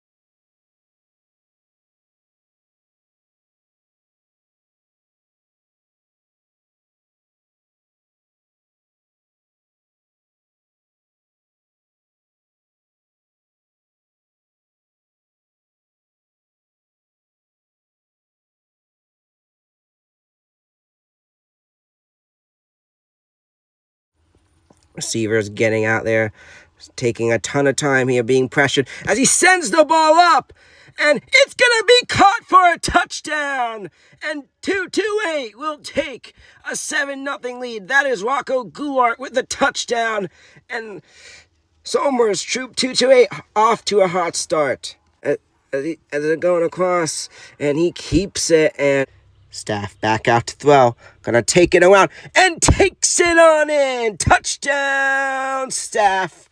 As Camp Reed Staff gets it on in. Now 228 back out there. Quinn, fake handoff. Gonna move it back to throw. It's gonna keep it for the run. And Quinn is gonna fight for the yardage there. Back to throw. End zone territory. And it's gonna be taken on in by 228. That is Matt Massaro, who as receivers continue to scramble, and Quinn's gonna go for the run and takes the yardage there. Quinn able to find the opening and grab multiple yards. Puts it up. It's gonna be taken on in by Dante Baboni, short of the end zone. As they're back out, and they're gonna take it on in, as it's gonna be a touchdown for the Staff. Gonna be movement now. It's going to keep it, taking it on in, and it's going to be in for the touchdown. Touchdown, Camp Reed Staff, and they are going to extend their lead to 14. These last few minutes, but the Staff have the ball, as now Staff back out to throw. It's going to be caught for the easy slant touchdown, as Jack throws it up. It's going to be caught by James, who takes it all the way for the touchdown. Got Darren back out to throw. Going to move it around. Puts it up. And it's going to be intercepted by Jack Quinn, who comes up with it. Comes up with it for Troop 228. And that puts 228 in great position to get another one on the bug. Gonna take it, uses his legs, and Quinn able to use his legs to gain multiple yards. Being pressured as he's gonna go around. Ball goes up, and Rocco comes up with it for the touchdown. And 228 is gonna make it a 7-point deficit. Gonna line up, Quinn back out to throw. Taking it. Gonna put it up. Gavin grabs it and takes it on in and gains a few yards after that. Gavin Brady able to come up with it. Quinn back out to throw. Throws it up. And it's going to be caught by Matt Massaro for the touchdown. And just like that, it is a one-score game once again. Score was 35-21. That was a great throw there by Dan Murray and the Staff to advance down the field 42-21. 28, your final score. It was a great game today by both these teams for sure. Ben Silk back here with another video, and today I am going to be predicting the Coca-Cola 600 for this weekend. It's going to be an electric race, and it is part 2 of the Indianapolis 500, which I predicted earlier this week. Ben Silk Sports back with another video, and today we are in the mid-season of NASCAR 2026 season, and it's time for our mid-season predictions. Before we get started, I'd like to give a thank you to this ProFootballNetwork.com for making a NASCAR simulator. It makes much more realer results for like predictions and points. It helps with the points and everything, and just puts it all together. It's just been fun to play around with throughout the season since I discovered it. But yeah, let's get started. We're gonna start off with Nashville. It's been an interesting season. A great season by Reddick. Reddick and Elliott, the only 2 drivers with multiple wins, which is not a lot for this point in the season, but Reddick with 5. Still insane, even though he has a winless streak, surprisingly.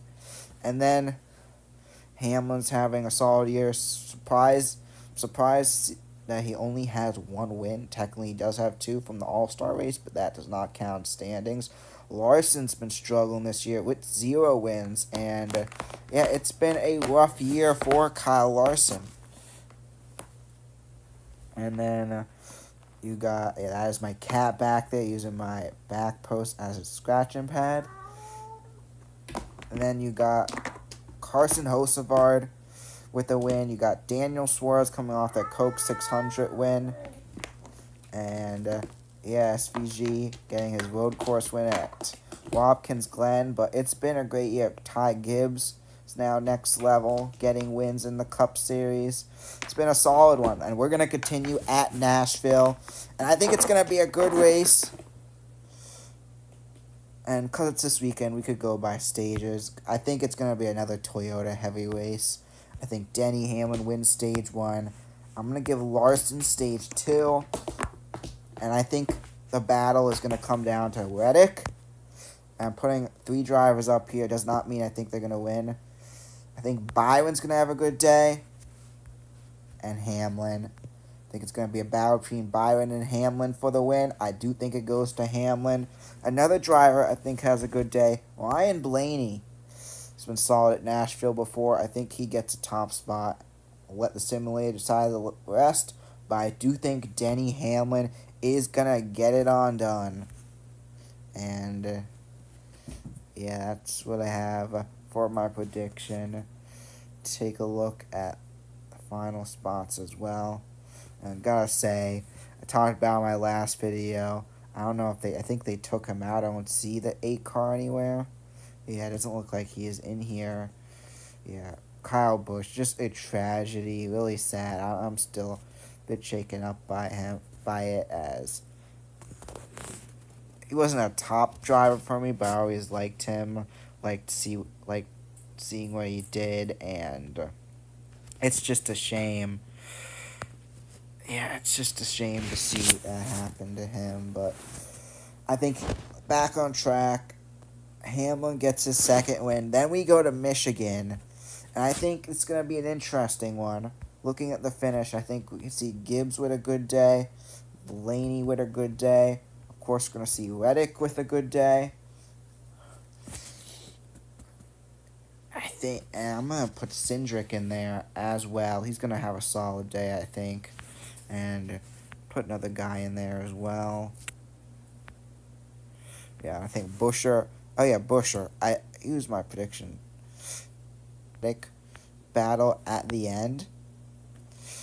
I think Cindric's going to put himself up there. Buescher's had a good season. I think this is where he gets it done. I think Chris Buescher, he's won at Michigan before. I think he wins here.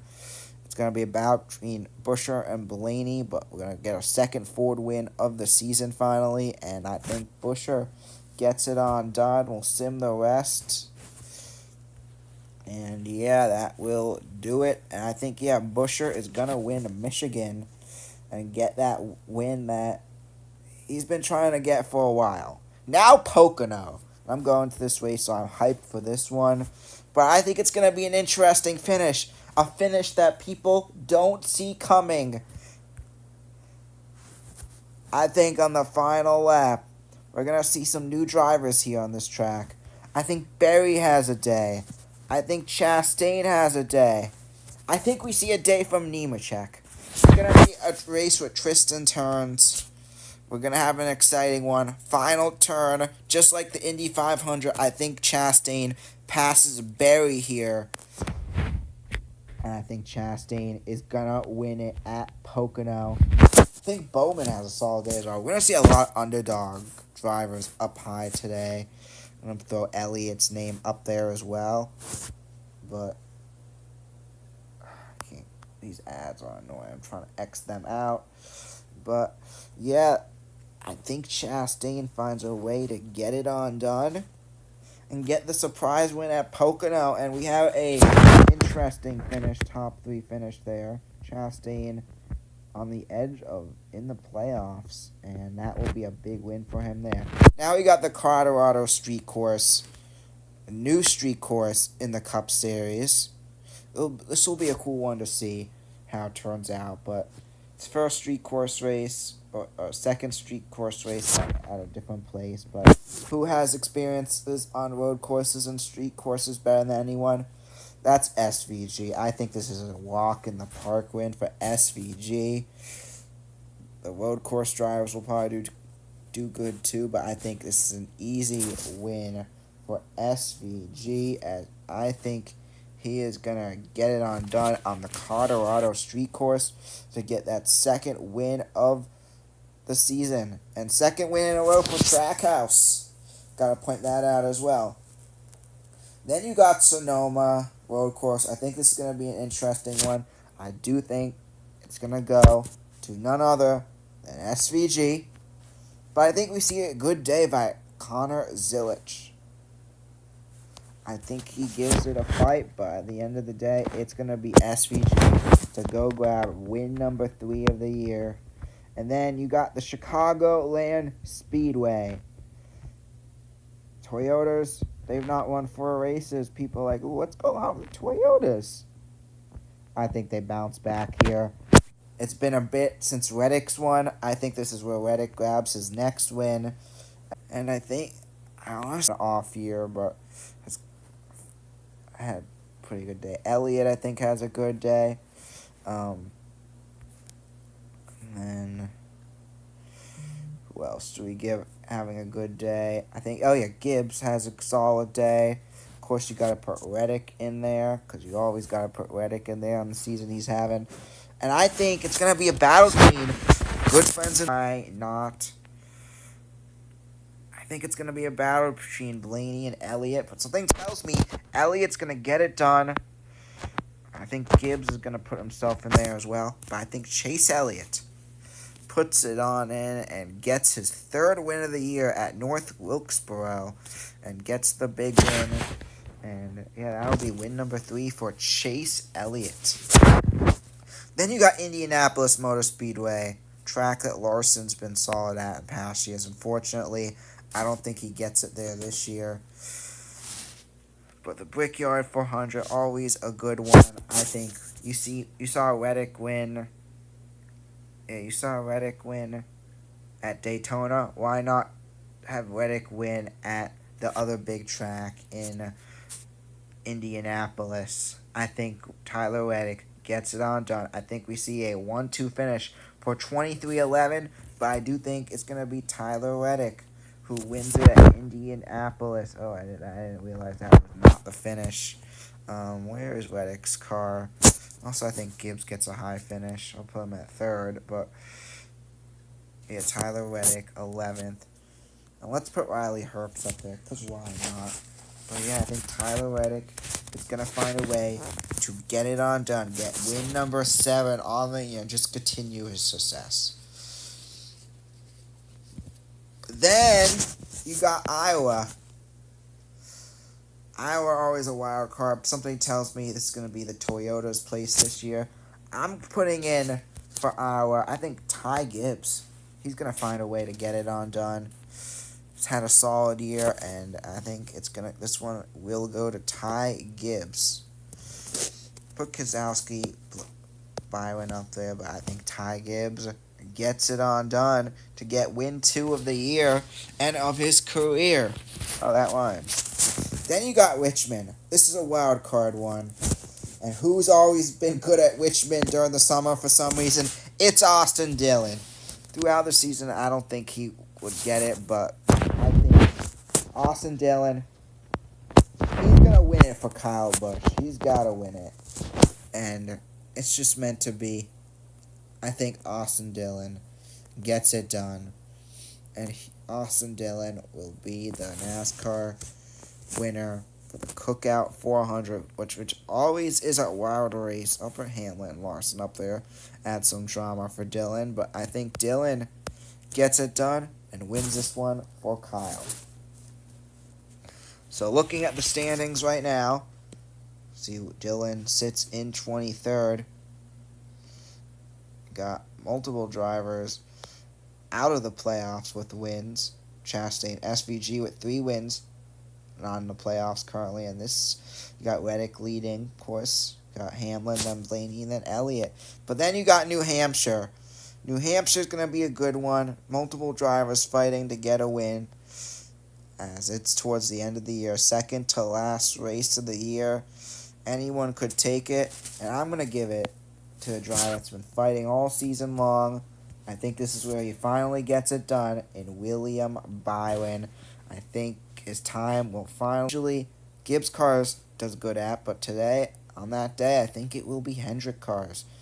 A Hendrick car who gets it done in William Byron. William Byron will finally get it done at New Hampshire. Then you got Daytona.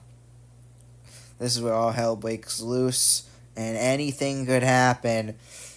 Usually, the last race for drivers trying to fight in, now the new system, not so much, but anything could still happen, and could make it the season very, very interesting.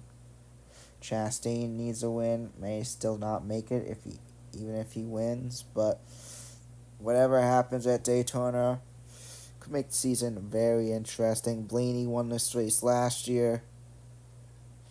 Will Reddick go back-to-back at Daytona?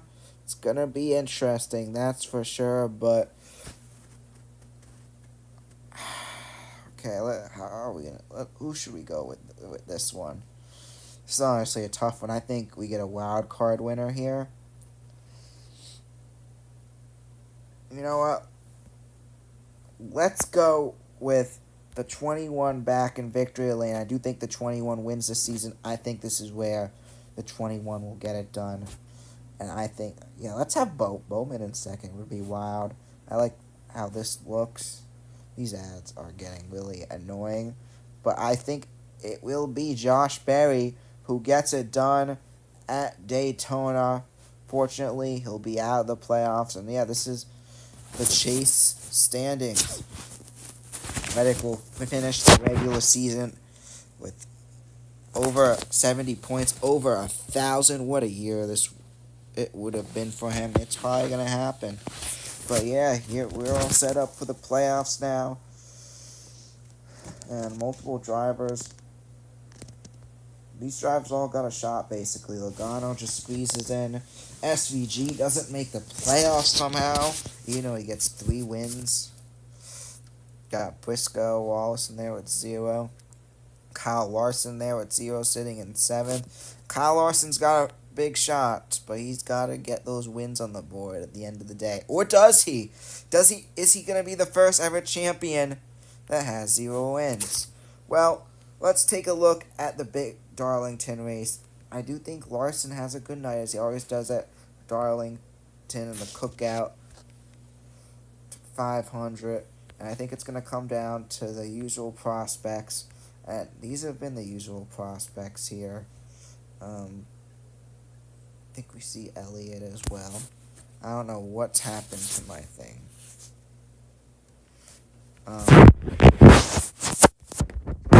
always good on this track. I think, yeah, it's going to be a Gibbs and Larson battle, really, in this one. Yeah, Bell, that's who I'm.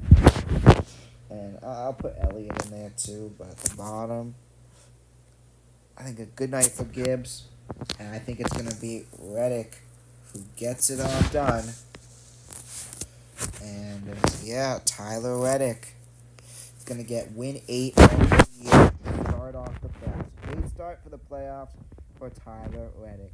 Then you got WWT, Worldwide Tech. I'm feeling Blaney in this one. I think Blaney finds a way to get it on done. A well overdue win for Blaney. Blaney will finally get it and get that win. And I think Blaney, only 1 point behind Reddick. Interesting there. Blaney gets win number 2 of the season. Then you got Bristol Motor Speedway, where anything could happen, a night race. I think, personally, I'll be disappointed in this one, as I got Denny Hamlin getting it on done. It'll be a battle with Larson, but I think Hamlin does it, getting that 3rd win of the year and taking the lead in the standings. Then you got Kansas, another good one. I think Gibbs has a solid night as well. By the end of the... Yeah, I got Gibbs up there. By the end of the day, it is going to be a Hamlin win, I do feel, in Bristol. Then you got Kansas. Kansas going to be a good one as well. Reddick won there earlier this season. Larson looking for revenge. But I think we get, I guess some would say, a surprise win.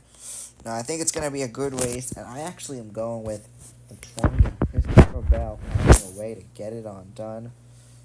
And it's going to be another Gibbs win, but great job by Bell at Kansas. Hamlin continues to lead the standings in the playoffs as Reddick's in 4th, something to keep an eye out for. But at Las Vegas, I do think this one is going to go to the 9 of Chase Elliott. Great day. I think Hendrick shows up like they usually do at Vegas. And, yeah, put Larson up there. And I think here's a big bold prediction. I think Denny Hamlin is Indianapolis. And yeah, that's what I have the standings looking like after. Wow, we got Kyle Larson battling for 1. Yeah, based on my win predictions, this is how we'll decide the champion, just whoever's in front. And Simulator will help me with that. Maybe I'll play around the end as I have a few champions in mind, but yeah, that's how that looks after Las Vegas. We got a Larson-Hamlin tie. And Reddick in 3rd with 8 wins. And then you got Charlotte Motor Speedway. And you know what? I'm going with a bold prediction here, too. I don't think SVG wins.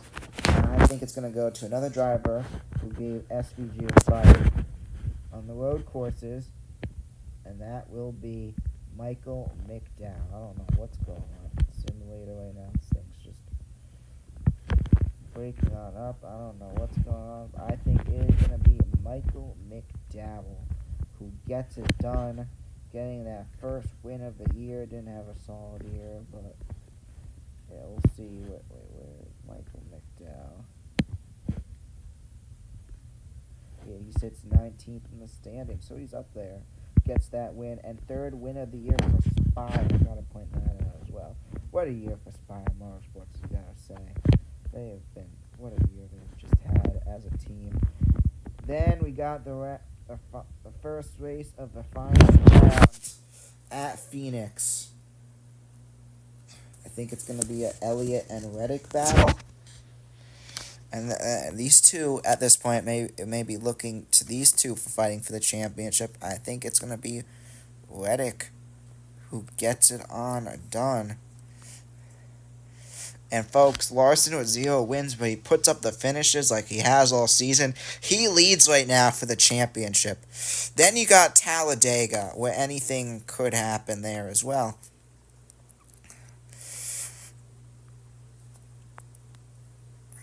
And I think, yeah, Josefard won there earlier this year.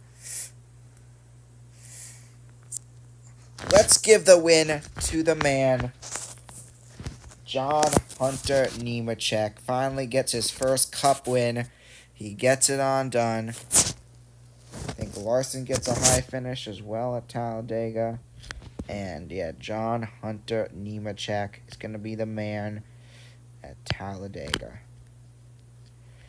So now how the standings look with 2 races left in the season. Kyle Larson, your leader. And Reddick with 9 wins behind Larson. A win for Reddick would be big. And I think Reddick is going to get it done. It's going to be a good day for Reddick. I think Bell has a solid day as well. Put Gibbs in there. A great day for the Toyotas. Got Wallace in 4th, Hamlin in 5th. Toyotas take top 5. And that's not what Larson wanted to see. But Larson will still lead for the championship.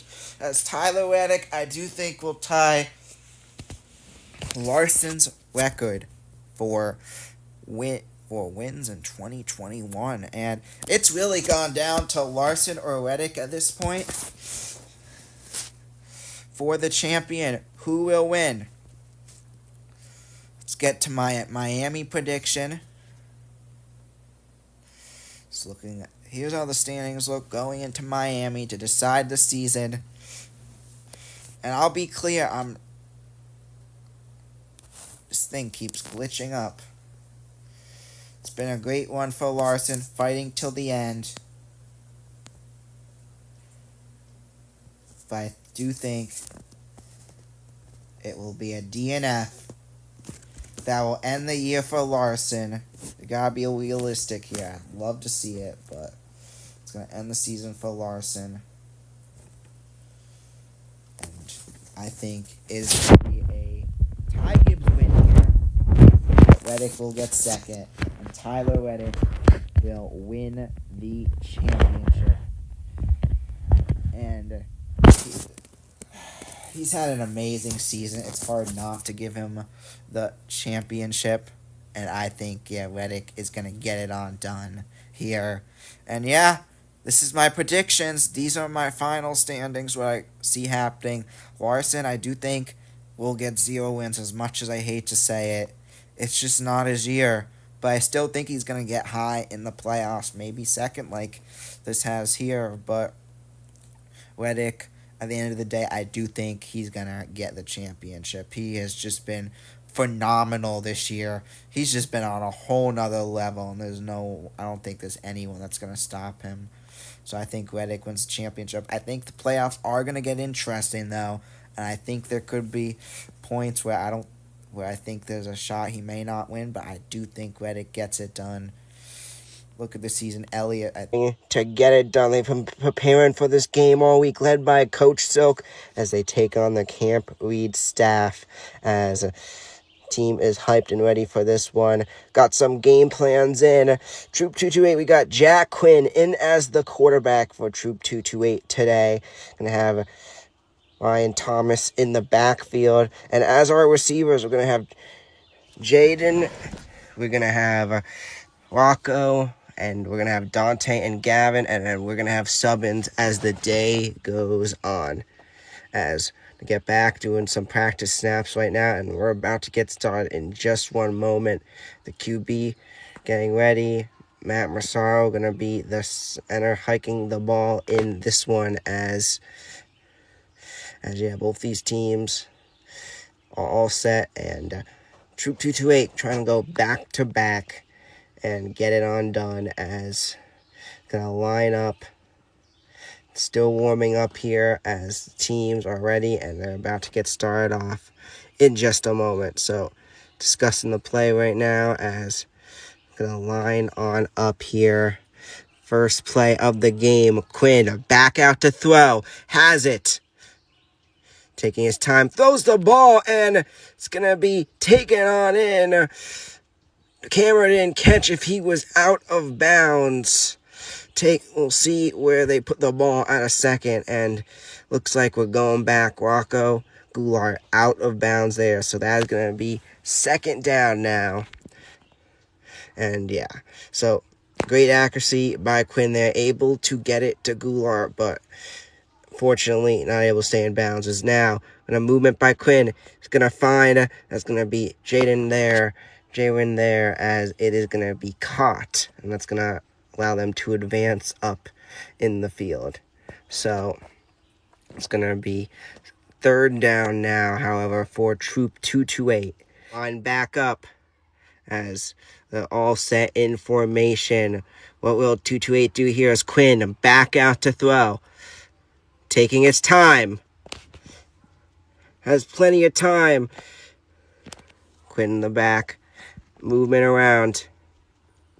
Receivers getting out there. Taking a ton of time here, being pressured as he sends the ball up. And it's going to be caught for a touchdown. And 228 will take a 7-0 lead. To Rocco Goulart there. A bomb all the way in the end zone for a touchdown. And the 228 Somers are up 7-0. What a start. Now we got the staff out there for Camp Reed. Representing Camp Reed here. The Camp Reed staff as they come out. Gonna have, I think, get some extra yardage here. A little interesting that is allowed, but they're gonna give them a few more yards. Not a ton though, as staff back out to throw. And it's gonna be ran across. As they're going across, and he keeps it and winds up going out of bounds by a gainage of a few yards there. He keeps it, decides to run for it, and grabs the extra yardage there. So extra yardage now as the Camp Reed staff moving down the field. Be back out to throw now. Camp Reed staff. He's taking his time, puts it up, and it's gonna be taken on in and be caught by the Camp Reed staff as they hold it on in to gain a few more yards, and they are driving down fast now, almost to the end zone already. The line back up now. The staff back out to throw. Movement, and it's going to go in. It's going to fall incomplete. An incompletion there makes it third down now. Apologize. Fourth down now, as it's going to be do or die here for the Camp Reed staff. The line back up here now. Back out to throw. Thing is going to line back up. Jack back out there designing up a play. What will 228 do here after the click? Short pass to Gavin. Now Gavin subbing out. As look at on the bench as well, we got Brandon and Jameson. We got Connor and Liam also all ready to sub on in if needed. As right now we got James Harrison in as well. So Quinn out there gaming up the play, designing up the game plan as gonna line on up. Quinn back out, back to throw. Taking his time of the footage, but I believe we did get every score on here. So we have 228 now on a defense as they're gonna line back up and wait for their game plan. They're spreading on out now.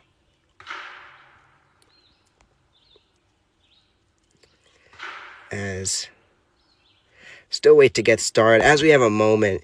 Yeah, 228 off to a great start, but this staff team, they have come on. They're a strong team. They got a great squad. Obviously, they have the age to help them, older players, and that gives them a bit of an advantage as well, as they are all camp counselors for Camp Reed. They're the merit badge counselors. Of course, we got the lead counselor as well, and Dan Murray, who will be coming in later for the game. Now the staff back out, score still 7-0. Gonna be back to throw. ball up. It's going to be taken on in by the staff, still up and now out, as it's going to be a gain of yardage there for the staff, but going to be a second down. Staff back out there now, going to line back up, score 7-0 here on a second down. The staff spreads on out, representing their pink today. Going to go back, puts the ball up. Did he come up with it? Looks like, yeah, that's going to be a catch. Staff takes it on it as they are approaching to the end zone, trying to get this one in. It's now 3rd and goal. They are right there as the staff have moved down fast. Not going easy on the campers today. Staff back out to throw. Gonna take it around and takes it on in. Touchdown, Staff. As Camp Reed staff gets it on in, and now it's going to be a game all tied up at 7 as the staff celebrates. And we got a game, ladies and gentlemen. We got a game as the staff gets it on in, and yeah, that makes it a 7-7 ball game. There's now 2-8 back out there. Quinn, fake handoff. Gonna move it back to throw. It's going to keep it for the run, and Quinn is going to fight for the yardage there, and fights for the gain of yardage there for Troop 228. So Quinn was back to throw. He couldn't find anyone open, so he took the ball for himself, found the opening, and Jack Quinn able to gain multiple yardages across the field, and with that, 228 in a good spot here at second down. Going to be in the back now. Quinn back out there. Quinn back to throw.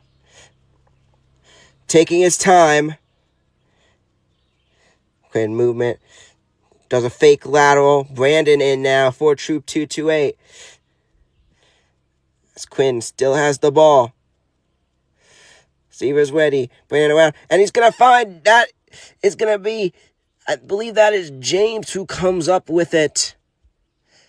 Yeah, James comes up with it there for the gain of yardage, and now they're approaching the end zone. It's 2-8, gaining multiple yardages in the last few plays. As Quinn now back to throw. End zone territory, and it's going to be taken on in by 2-8. That is Matt Massaro who comes up with it, and now it is going to be, that's going to make it right there at the goal, as they got to get it in here, however, as Quinn back out, taking it around. Quinn being pressured to the backfield, throws it up, and the ball falls, and it's going to be incomplete, and it will be a turnover on downs. Jack Quinn there had time, but then was pressured, and once they pressured him back, he just had to lob that one up, and no one was able to come up with it. Couldn't really control where it was going there. Great job by the defense of the staff, as it is going to remain a 7-7 game. So now the staff back with it, moving down the field, has the ball, and they're going to take it on down. Staff going to gain some yardage there as they continue to move down the field here. Now they're going to line back up. Going to be back out. Staff has it. Movement. Short pass. Finds his teammate there. A great short pass as his teammate was able to go around again in front of him just to grab the few yards there as they continue to work down the field. The staff inching closer to a score here as they're tied 7-7 and look to take the lead right here.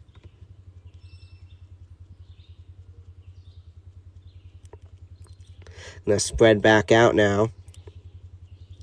Back out. Gonna put it up there, and it was taken on in. Be taken on in, but still short of the end zone, as yeah, that gonna be another down, but the staff inching closer and closer. As now we got, looks like we're gonna have some subs here, so looks to be subbing someone in after this play. Staff are gonna line back up now. Let's see what they're going to do here as back out to throw. Going to put it up. That one looks to be caught, but he is still going to be short. So it's going to bring up the 4th down now for the staff. Let's see if 228 are able to hold them off here. So 228 gonna, and the staff gonna line back up here. 4th down now. So gonna get back out there. Movement for 228 and the staff as staff back out to throw. Slowing down, puts it up, and the ball is going to be smacked down and incomplete there. No one able to come up with it, and with that is going to be a turnover on down. Score will remain 7-7. A few plays into this one. Quinn back out, back to throw, puts it up high, and it was going to be an incompletion. Who was that to hold on to it? Looks like that was Rocco who could not hold on to it, and with that, it's going to be another down. A few plays later into this one. I was going to head back to line a backup now. Incompletion there. Incompletion for Troop 228 as score remains 7-7 in this one, all knotted up. Going to line back up now.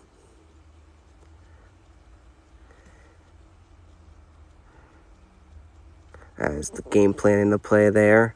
James now in as the hiker. It's Quinn back out to throw. Scrambling. Puts it back, taking his time. Now back up in the pocket. Still taking plenty of time. A lot of time here for Quinn as receivers continue to scramble, and Quinn's going to go for the run and takes the yardage there. Quinn able to find the opening and grab multiple yards to advance 228 down the field. Jack Quinn able to go for the run, gain multiple yards, and with that, he'll grab the 1st down. Or yardage there.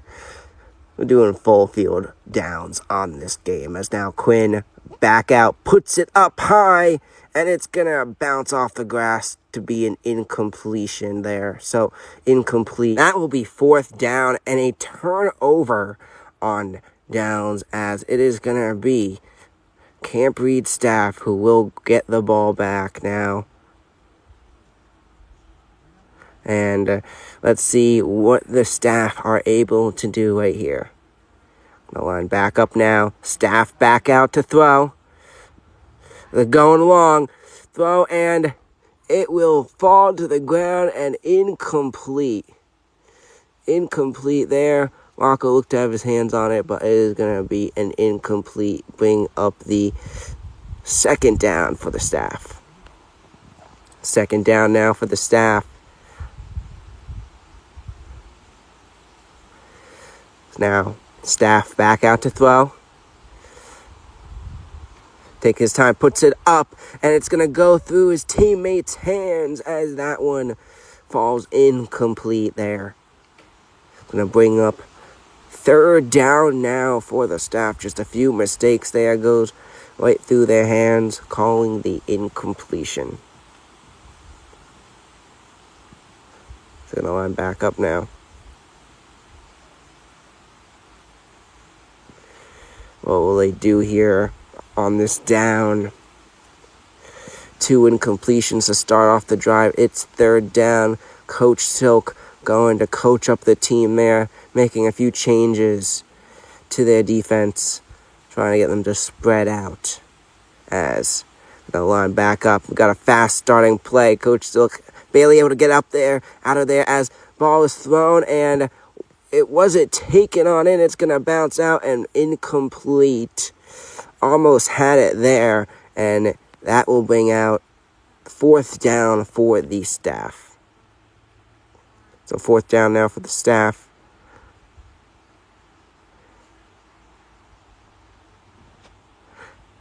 as they're going to move it. They're bringing it on in. Great tactic by the staff as they move it up close. And they're going to be stopped a bit close. And it will be not called there as staff are not able to advance.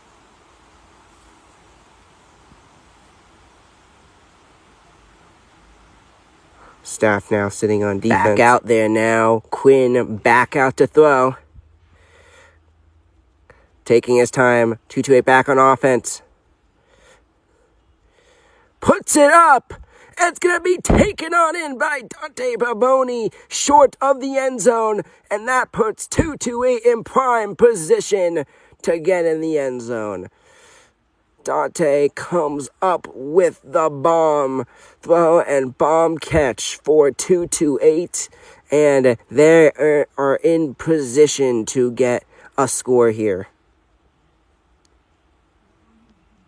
Now Quinn back in the shotgun. Lining up. Quinn back out to throw. Gonna take it. Movement around.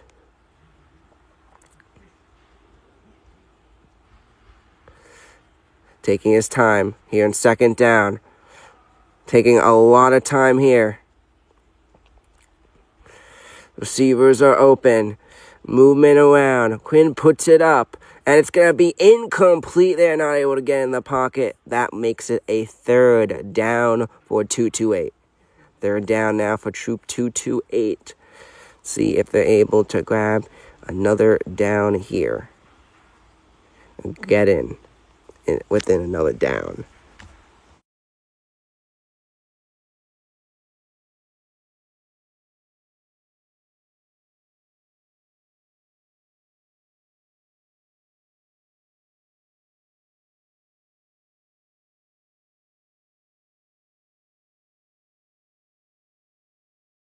Quinn now back out there to throw once again. Teammates moving around. Going to be pressured by the staff. Being pressured. Quinn puts it up there. And it's going to be held in by Rocco, but still short of the end zone. That's going to make it third down, but third and goal for 2-8. Now we got another sub, it looks like. That's Silk coming on in, calling a few plays. Yes, a coach. I am also the coach talking about myself, which is a little interesting as Ben Silk, the coach, and the commentator. Both in this game. As now back out. Quinn scrambling. Gonna go to the back, being pressured back by the staff. Puts it up. And it's going to be swatted away, and that's going to be a turnover on downs. And the staff are going to take the ball back. Great job by the staff pressuring Quinn. They're able to get to him, and that is going to bring out the new down. As now the staff back out there. Going to find his teammate there, incompletion, as that's going to bring out the second down. Second it down now for the staff. Staff back out there now. Going to line up. Staff back out to throw. Going to move it around. Taking his time. Puts it up there. And he's not able to come up with it, as it's going to be incomplete. Now, third down for the staff, as turning into a bit of a defensive game here, still knotted up at 7. 7-7, still your score. He's going to line back up.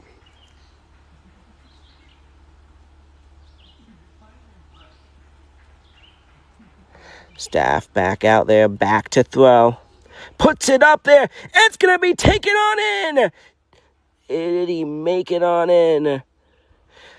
Are they going to count that a touchdown? They're going to mark that short of a touchdown, as they are right there, however, and looking to go up 14-7, the staff in this one.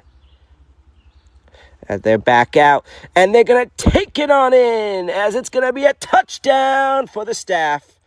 And with that, it's going to be a 14-7 game now, as the Camp Reed Staff are going to take the lead in this one. Staff gets that one on in. We're back a few moments later. 14-7 your score. Staff has the ball. Now Staff with it. Back to throw. Gonna put it up, and it's gonna be taken on in by the Staff. It's gaining a couple yards there. Missed a drive there, and trying to get through the game a bit faster. So it is gonna be second down now for the Staff. He's back out there to throw. Making a decision. Gonna be movement now. It's gonna keep it, taking it on in, and it's gonna be in for the touchdown. Touchdown, Camp Reed Staff, and they are gonna extend their lead to 14. The Staff are on a roll. 2 straight touchdowns in 2 straight drives, and it's gonna be a 21-7 lead, as already 228 back on offense. So they're gonna throw it there to gain some yardage. Now we're going to be on second down. Quinn back out there at QB.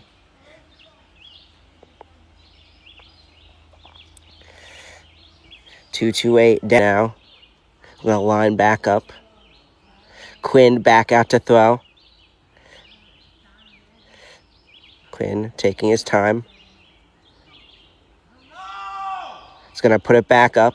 Logan screaming in the background of the audio, in case you're wondering what that is, as Quinn taking his time still. Quinn's going to go for the run and gain the yardage there, as he's going to finally get taken down with the 2 hands there, but the gain of yardage for 228, as they're going to gain some yardage here. So the big game is going to put them more than halfway across the field, as now Quinn back out to throw. Moving around, puts it up, and it's going to be incomplete there. Incomplete pass is going to bring it to third down. It's going to take a moment here, as 228 in a must-score situation on the line.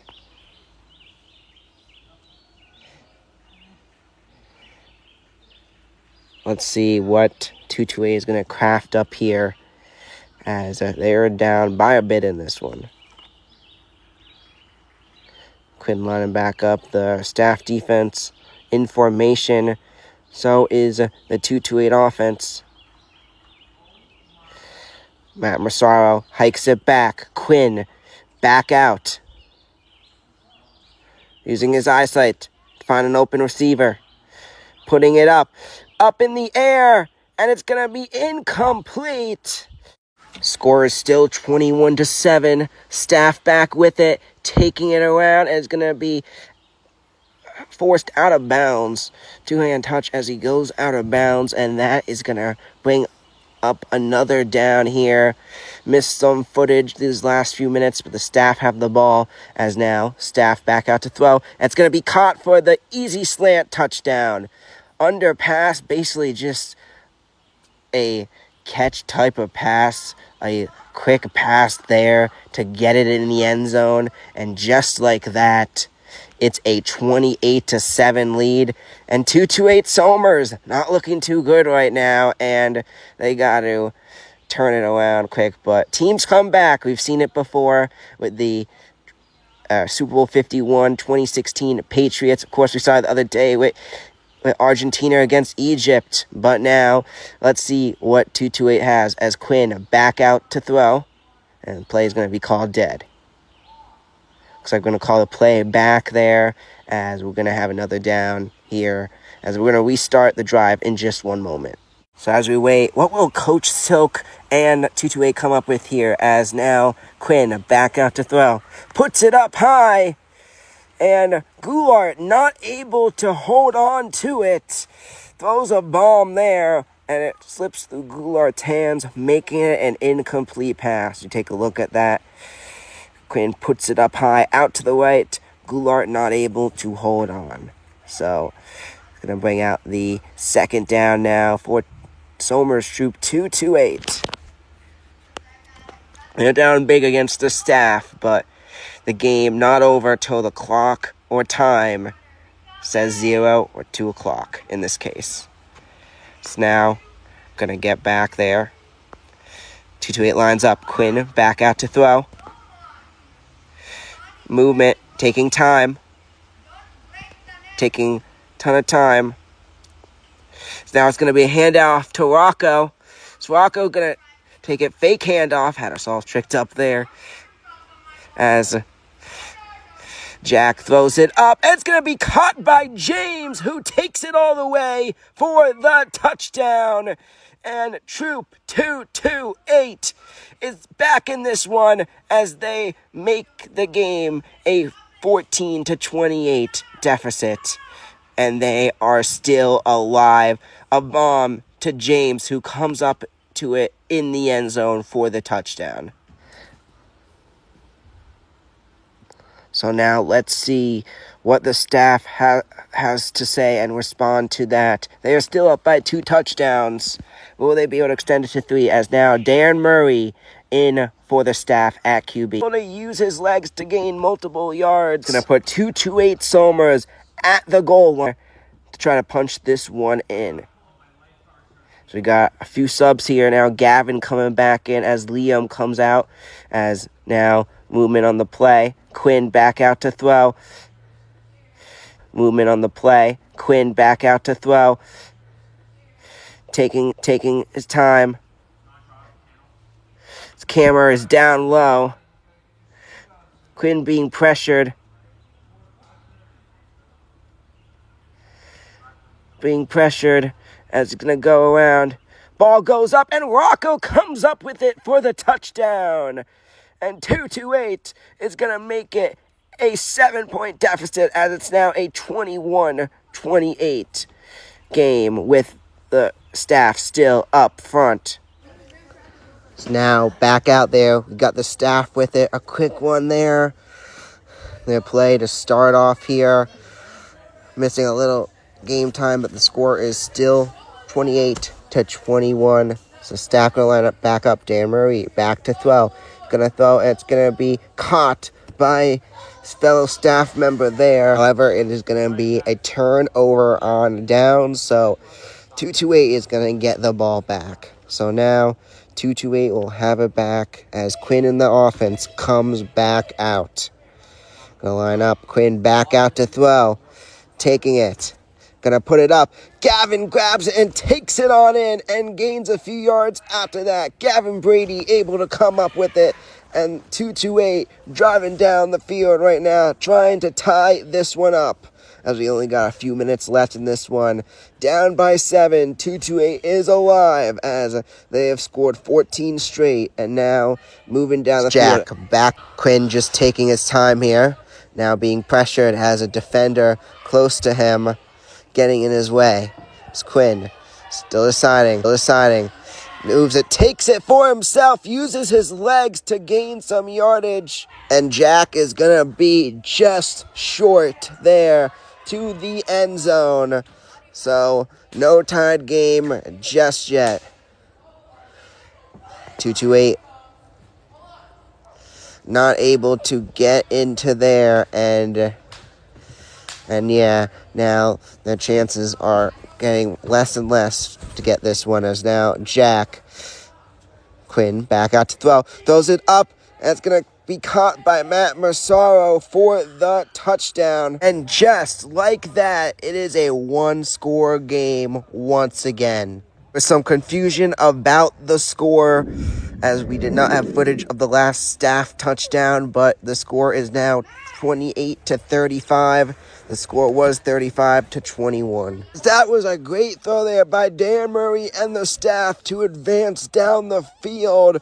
A great momentum play by the Staff there, as he is going to gain big yardage there. Murray back to throw. puts it up. It's going to be taken on in by the staff, driving down the field now to try to add another one. Murray puts it up, and it's going to be caught and taken in once again by the staff. Driving fast down the field now is the staff. That down is going to be 4th down, 2-8, going to take the ball right back. They are going to have a shot here as Quinn and the offense going to come back out in this one. Not a lot of time left. Under 5 minutes as Quinn back out there to throw. Back out, moving it around. Puts it up there, and it's going to be snagged by the staff, but they're going to rule that an incompletion, so that's going to make it a 2nd down. So 2nd down now for Troop 228 as going to head back, try to come up with another play there. Gotta say, though, a shout out to our camera crew. They have been phenomenal today, and yeah, we've had multiple scouts step up to be cameraman, which has been great. Gonna line up now, as it is gonna now be the staff's ball. That was 4th down. Staffs have it back as they throw it up, and it's gonna be incomplete. Incomplete there by the staff, and yeah, that's going to make it 2nd down.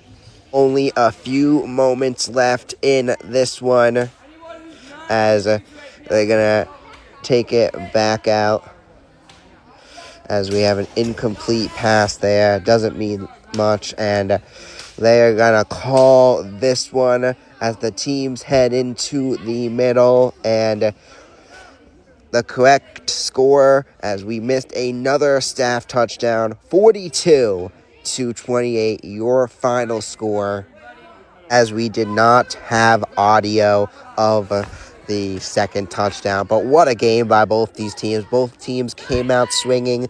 We had so many just players there to support both teams. 228 came out.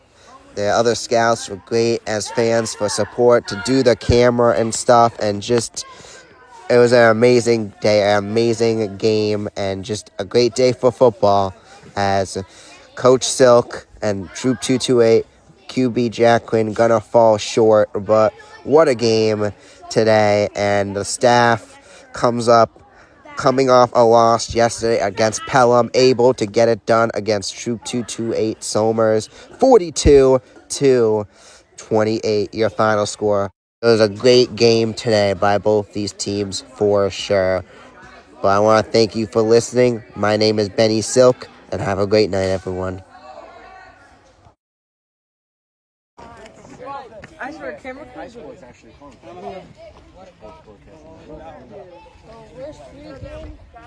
You would have it down. I would have it right. Still no. I'm here with Michael McDowell, and what do you do to prepare for this race today? A lot of preparation happens during the week, studying film, looking at data, going through last year's race, where you're good, where you need to get better, and then obviously you get to the track and you get a little bit of practice to see where you're at, but a lot of the preparation happens at the shop before you get to the racetrack. Yeah, and who do you feel is the most competitive driver going into this today? Most competitive or the one to beat? The one to beat most competitive. I think that it's hard to bet against Denny being one of the favorites just because he's won here 7 times and he's on a hot run right now, winning 3 of the last 4 races. So that's definitely the one that everybody was looking at this week. And what are some strategies you're going to use going into today? Strategies I don't worry about. I let the crew chief worry about those because he's better at math than I am. So I let him worry about the strategy. All right, well, thank you and good luck. You.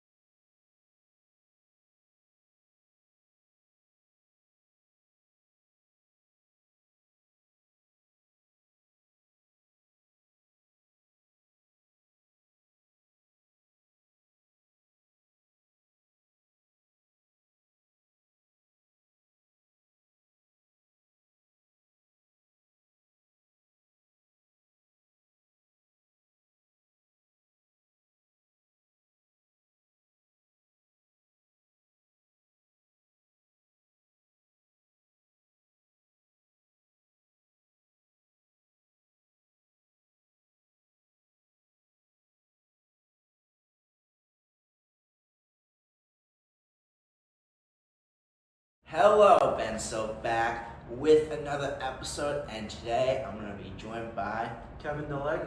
And today, let's get ready for some NASCAR. We will be predicting the 2026 all 36 race NASCAR winners, and then at the end we will be predicting the final four and the champion.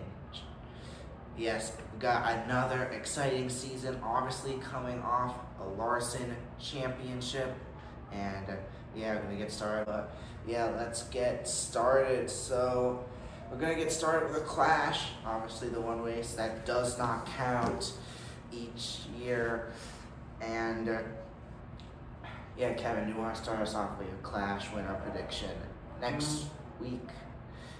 I'm gonna predict Kyle Busch to win the first race. Kyle Busch, he hasn't not won in a few years, but he's hungry for another win. But yeah, I'm gonna go with, I think it's gonna be Christopher Bell who gets it done at the clash. And yeah, so I think Bell wins that. But now on to the big one, the Daytona 500, and this is gonna be a good one this year. And Byron has won the last 2 seasons. This is a race that anyone could win, even the worst drivers could win. This is how exciting the Daytona 500 always is. Hey guys, Ben Silk back with another video, and today we will be predicting the rest of the NASCAR regular season. I want to give a shout out to Pro Football Network for providing this NASCAR simulator, something I've been waiting years for. It's finally here. Let's freaking flacking do this. And I'll be predicting the rest of the season, just to recap the season so far. Yeah, we're off and running here. We got Reddick, who started off the year with 3 wins. Then you got a Blaney win and a Hamlin win. And I'll be predicting every race winner for the rest of the year. And then most of the other points, except for like some big races, it will come down to the simulator. And yeah, simulator will help me with the standings here. But we got standings on the right, races on the left. We got Darlington this weekend, and I think it's going to be a good race. And Hendricks had a rough year. I think Hendricks going to show up. But at the end, Bell's going to give them a fight, and I think it's going to come down to Larson, who I think, debatably, and I'm going to put Byron there as well, debatably, Larson and Bell, 2 best drivers in the series right now. Yes, they may not be showing it these last few weeks. Well, Bell's been doing pretty good, but I think, my opinion, the 2 best drivers right now. I think it's going to be a battle between Bell and Larson. By the end, it's going to be Larson and Byron who are going to best Christopher Bell in the final laps. And I think Larson will get his first win of the season. So that will put Larson 4th in the standings. But then you got Martinsville, and track that historically Hendrick's been pretty good at. I think it's going to be a pretty good night for the 24 of William Byron. And yeah, Blaney, Hamlin in 3rd. But yeah, I think it's going to be Byron who gets it done, gets that first win of the year. Then you got Bristol. And 2 in a row for Hendrick. And I think it's going to be an interesting one. But I'm going to put winning this race. Bristol's always a wild card. And I think it's going to come down to the final laps. And I think it's going to be Ryan Blaney who gets his 2nd win of the season. Ty Gibbs, I've actually forgot to put it. I think he's going to have a good night as well. Put Hamlin in 3rd there. Bristol's going to be an interesting one. I think Blaney's going to have a season, I think. He's going to have a pretty good season. He gets a 2nd win there.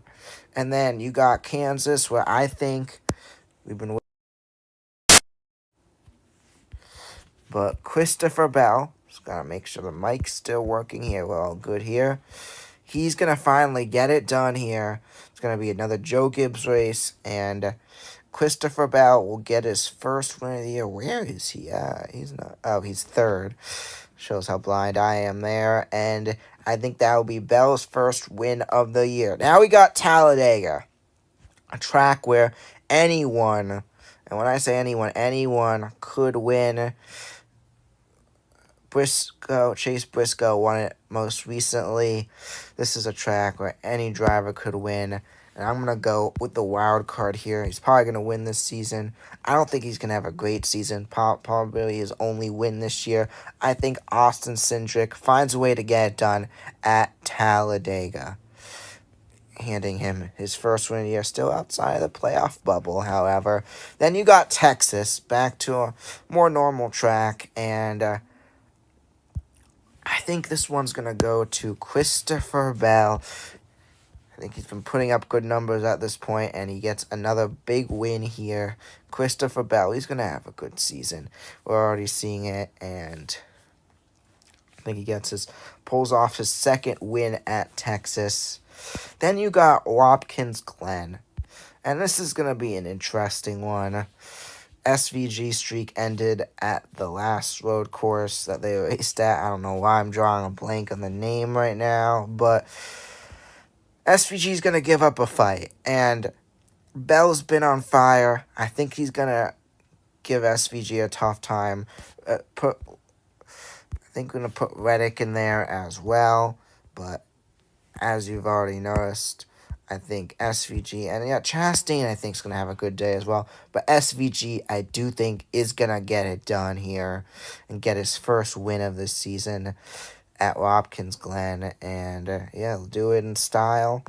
And I think at the end he'll be able to pull away, get that win. But then you got the Coke 600, another big race, and a race that goes on for a while. And I think, unfortunately, it's going to be a race that Denny Hamlin is going to find a way to win. He's won this race before. I believe it was 2022 that he won it. And I think he'll get back to victory lane, getting his second win of the year in the Coke 600. The boos will come out in Charlotte, though he's not really booed that much anymore anyway. I think Hamlin will get his second win. Then you got Nashville. Nashville is always a wild card. There's always surprise winners there, and I think it's gonna be. Yeah, I think we're gonna see Chase Elliott will finally get it done this season, getting his first win of the year. Be a battle between Byron and Hamlin, but Elliott finds a way to get it done.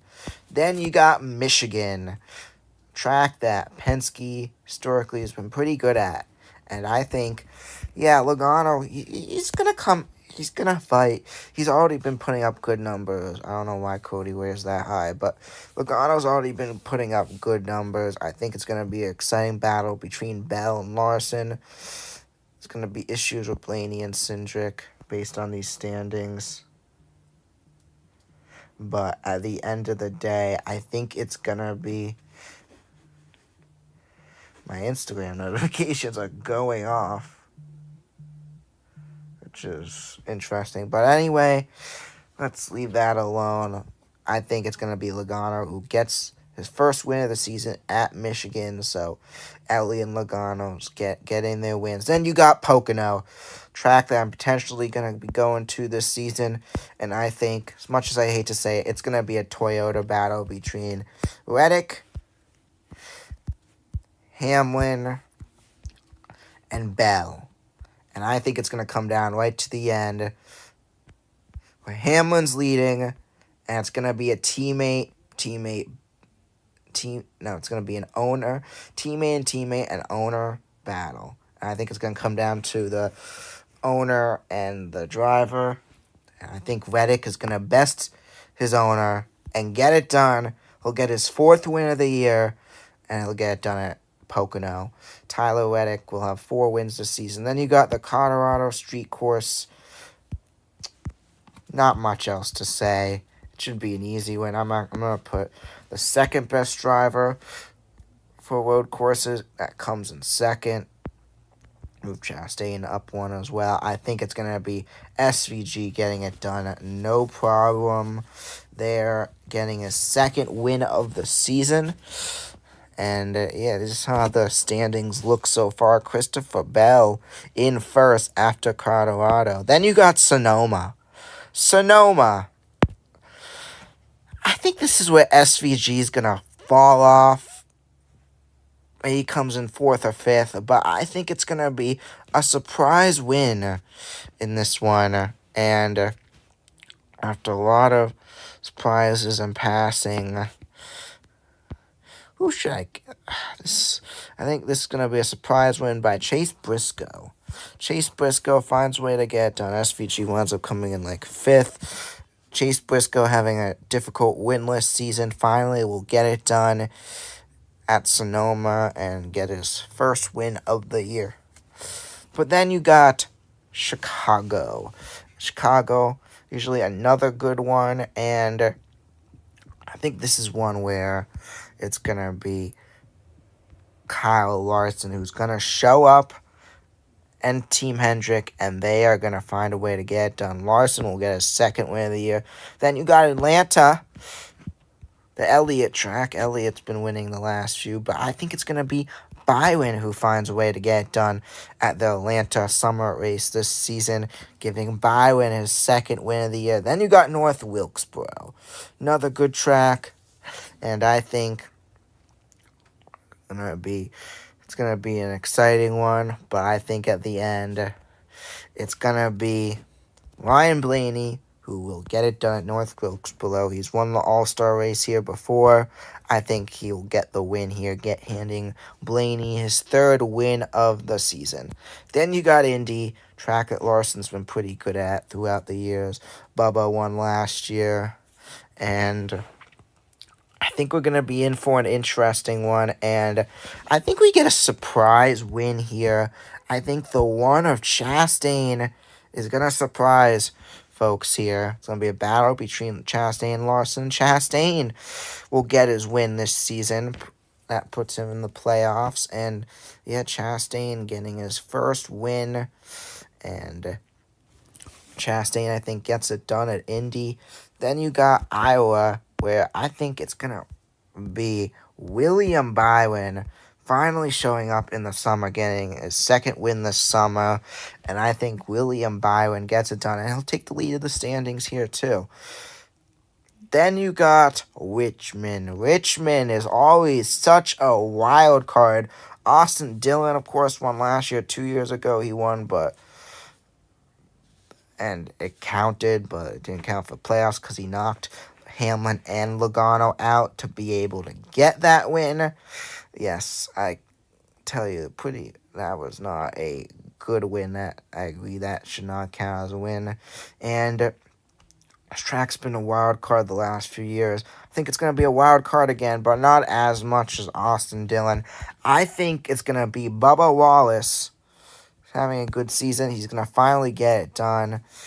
Yeah, why not? We'll have Austin Dillon in the top 3. But I think it's going to be Joey Logano who finds a way to get it done at Richmond.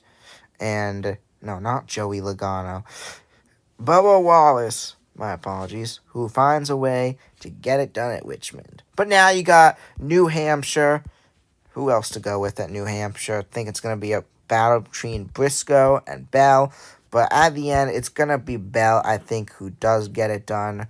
New Hampshire has been Bell's track, I feel, over the years. And I think Bell finds a way to get it done.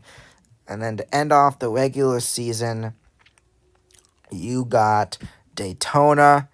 And I'm going to do another wild card here.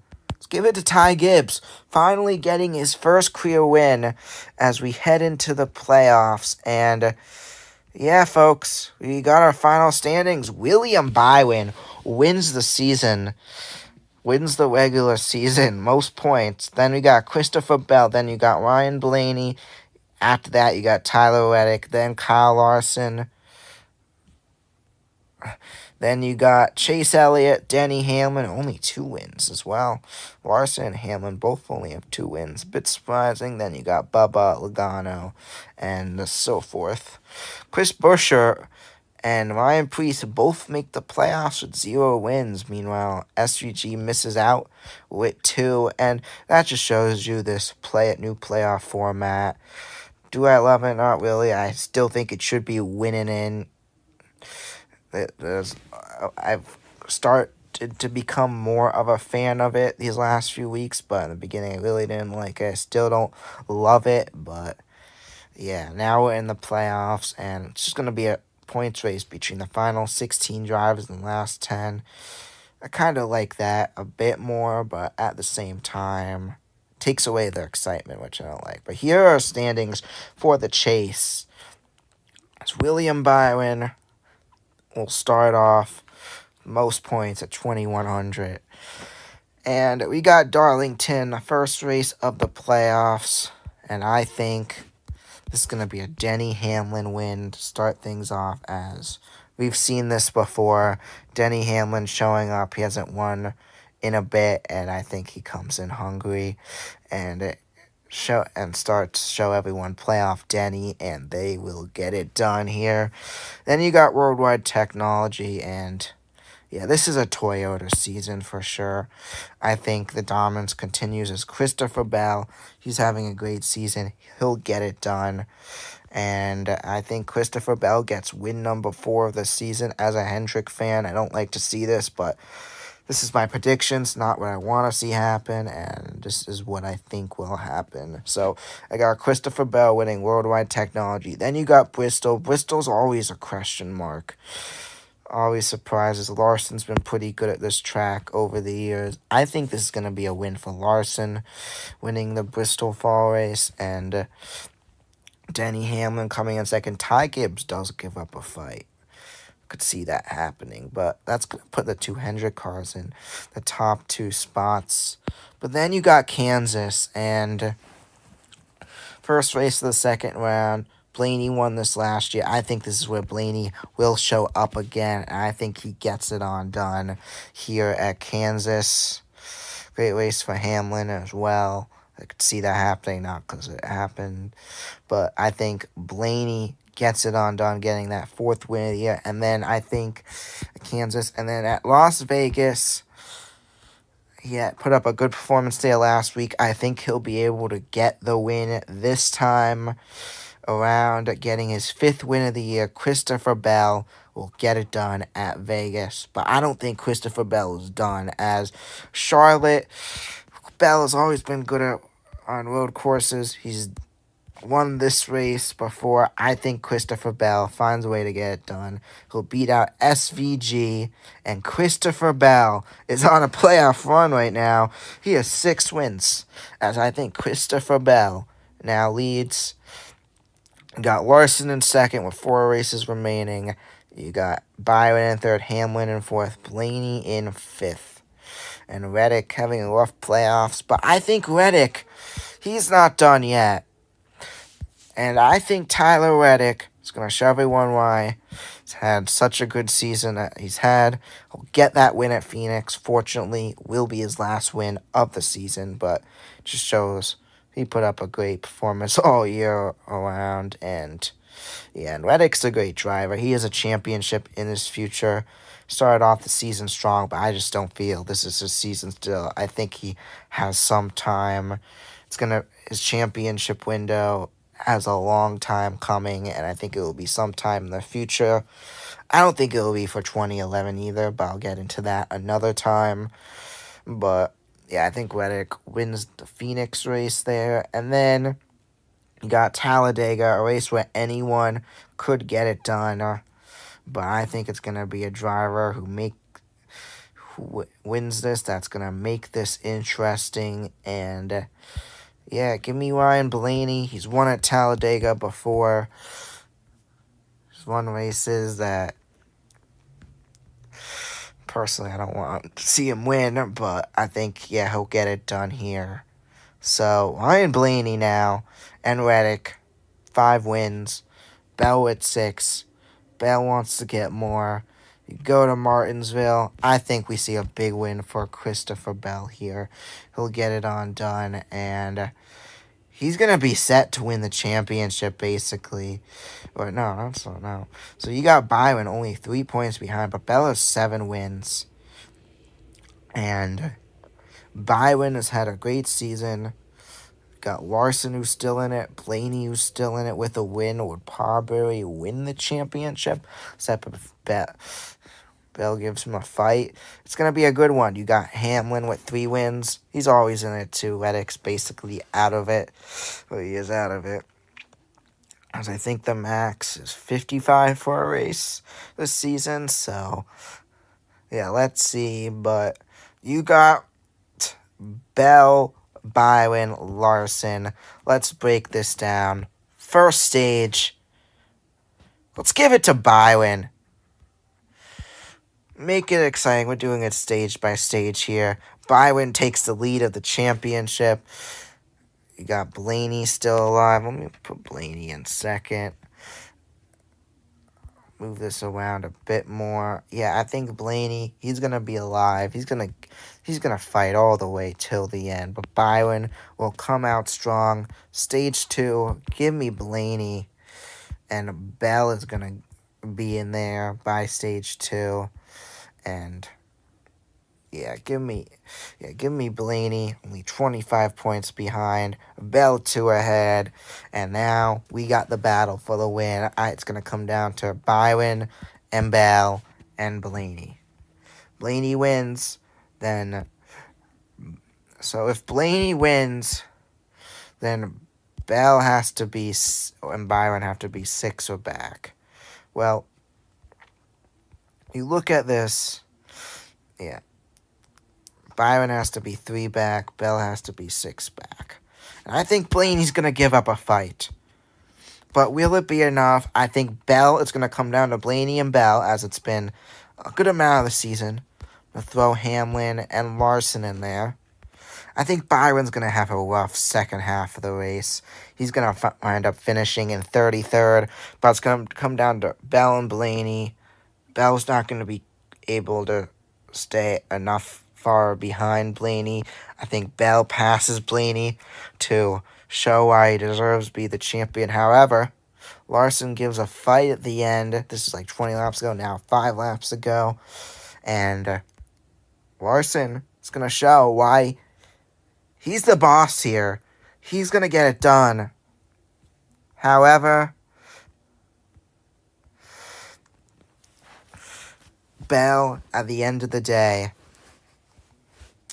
he's the champion. And Christopher Bell, Larson, great driver, wins Phoenix to end the season. But Bell is going to show why this format should stay. And he's had a great playoffs, goes on to have 7 wins on the season. And I think Christopher Bell finds a way to get it done.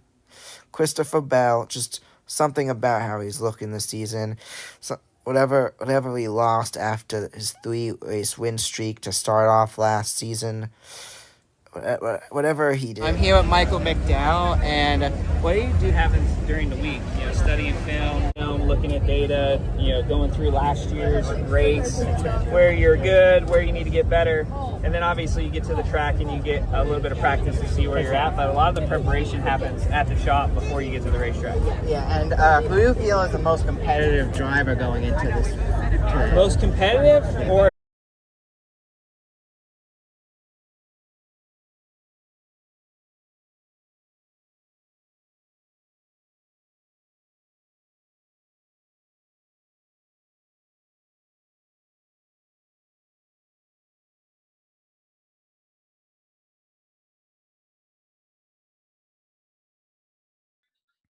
Alright, so the decision has been made. We're gonna call it a night. Apologize for everyone who tuned in and has been waiting, but it is getting late. Got my first day of work tomorrow, so we have decided to call it a night. It does not seem like the race is gonna be underway till at the earliest 11:45. That's when it's supposed to stop raining. Then we gotta wait for it to dry. We may have a late one, or we may be continuing with this.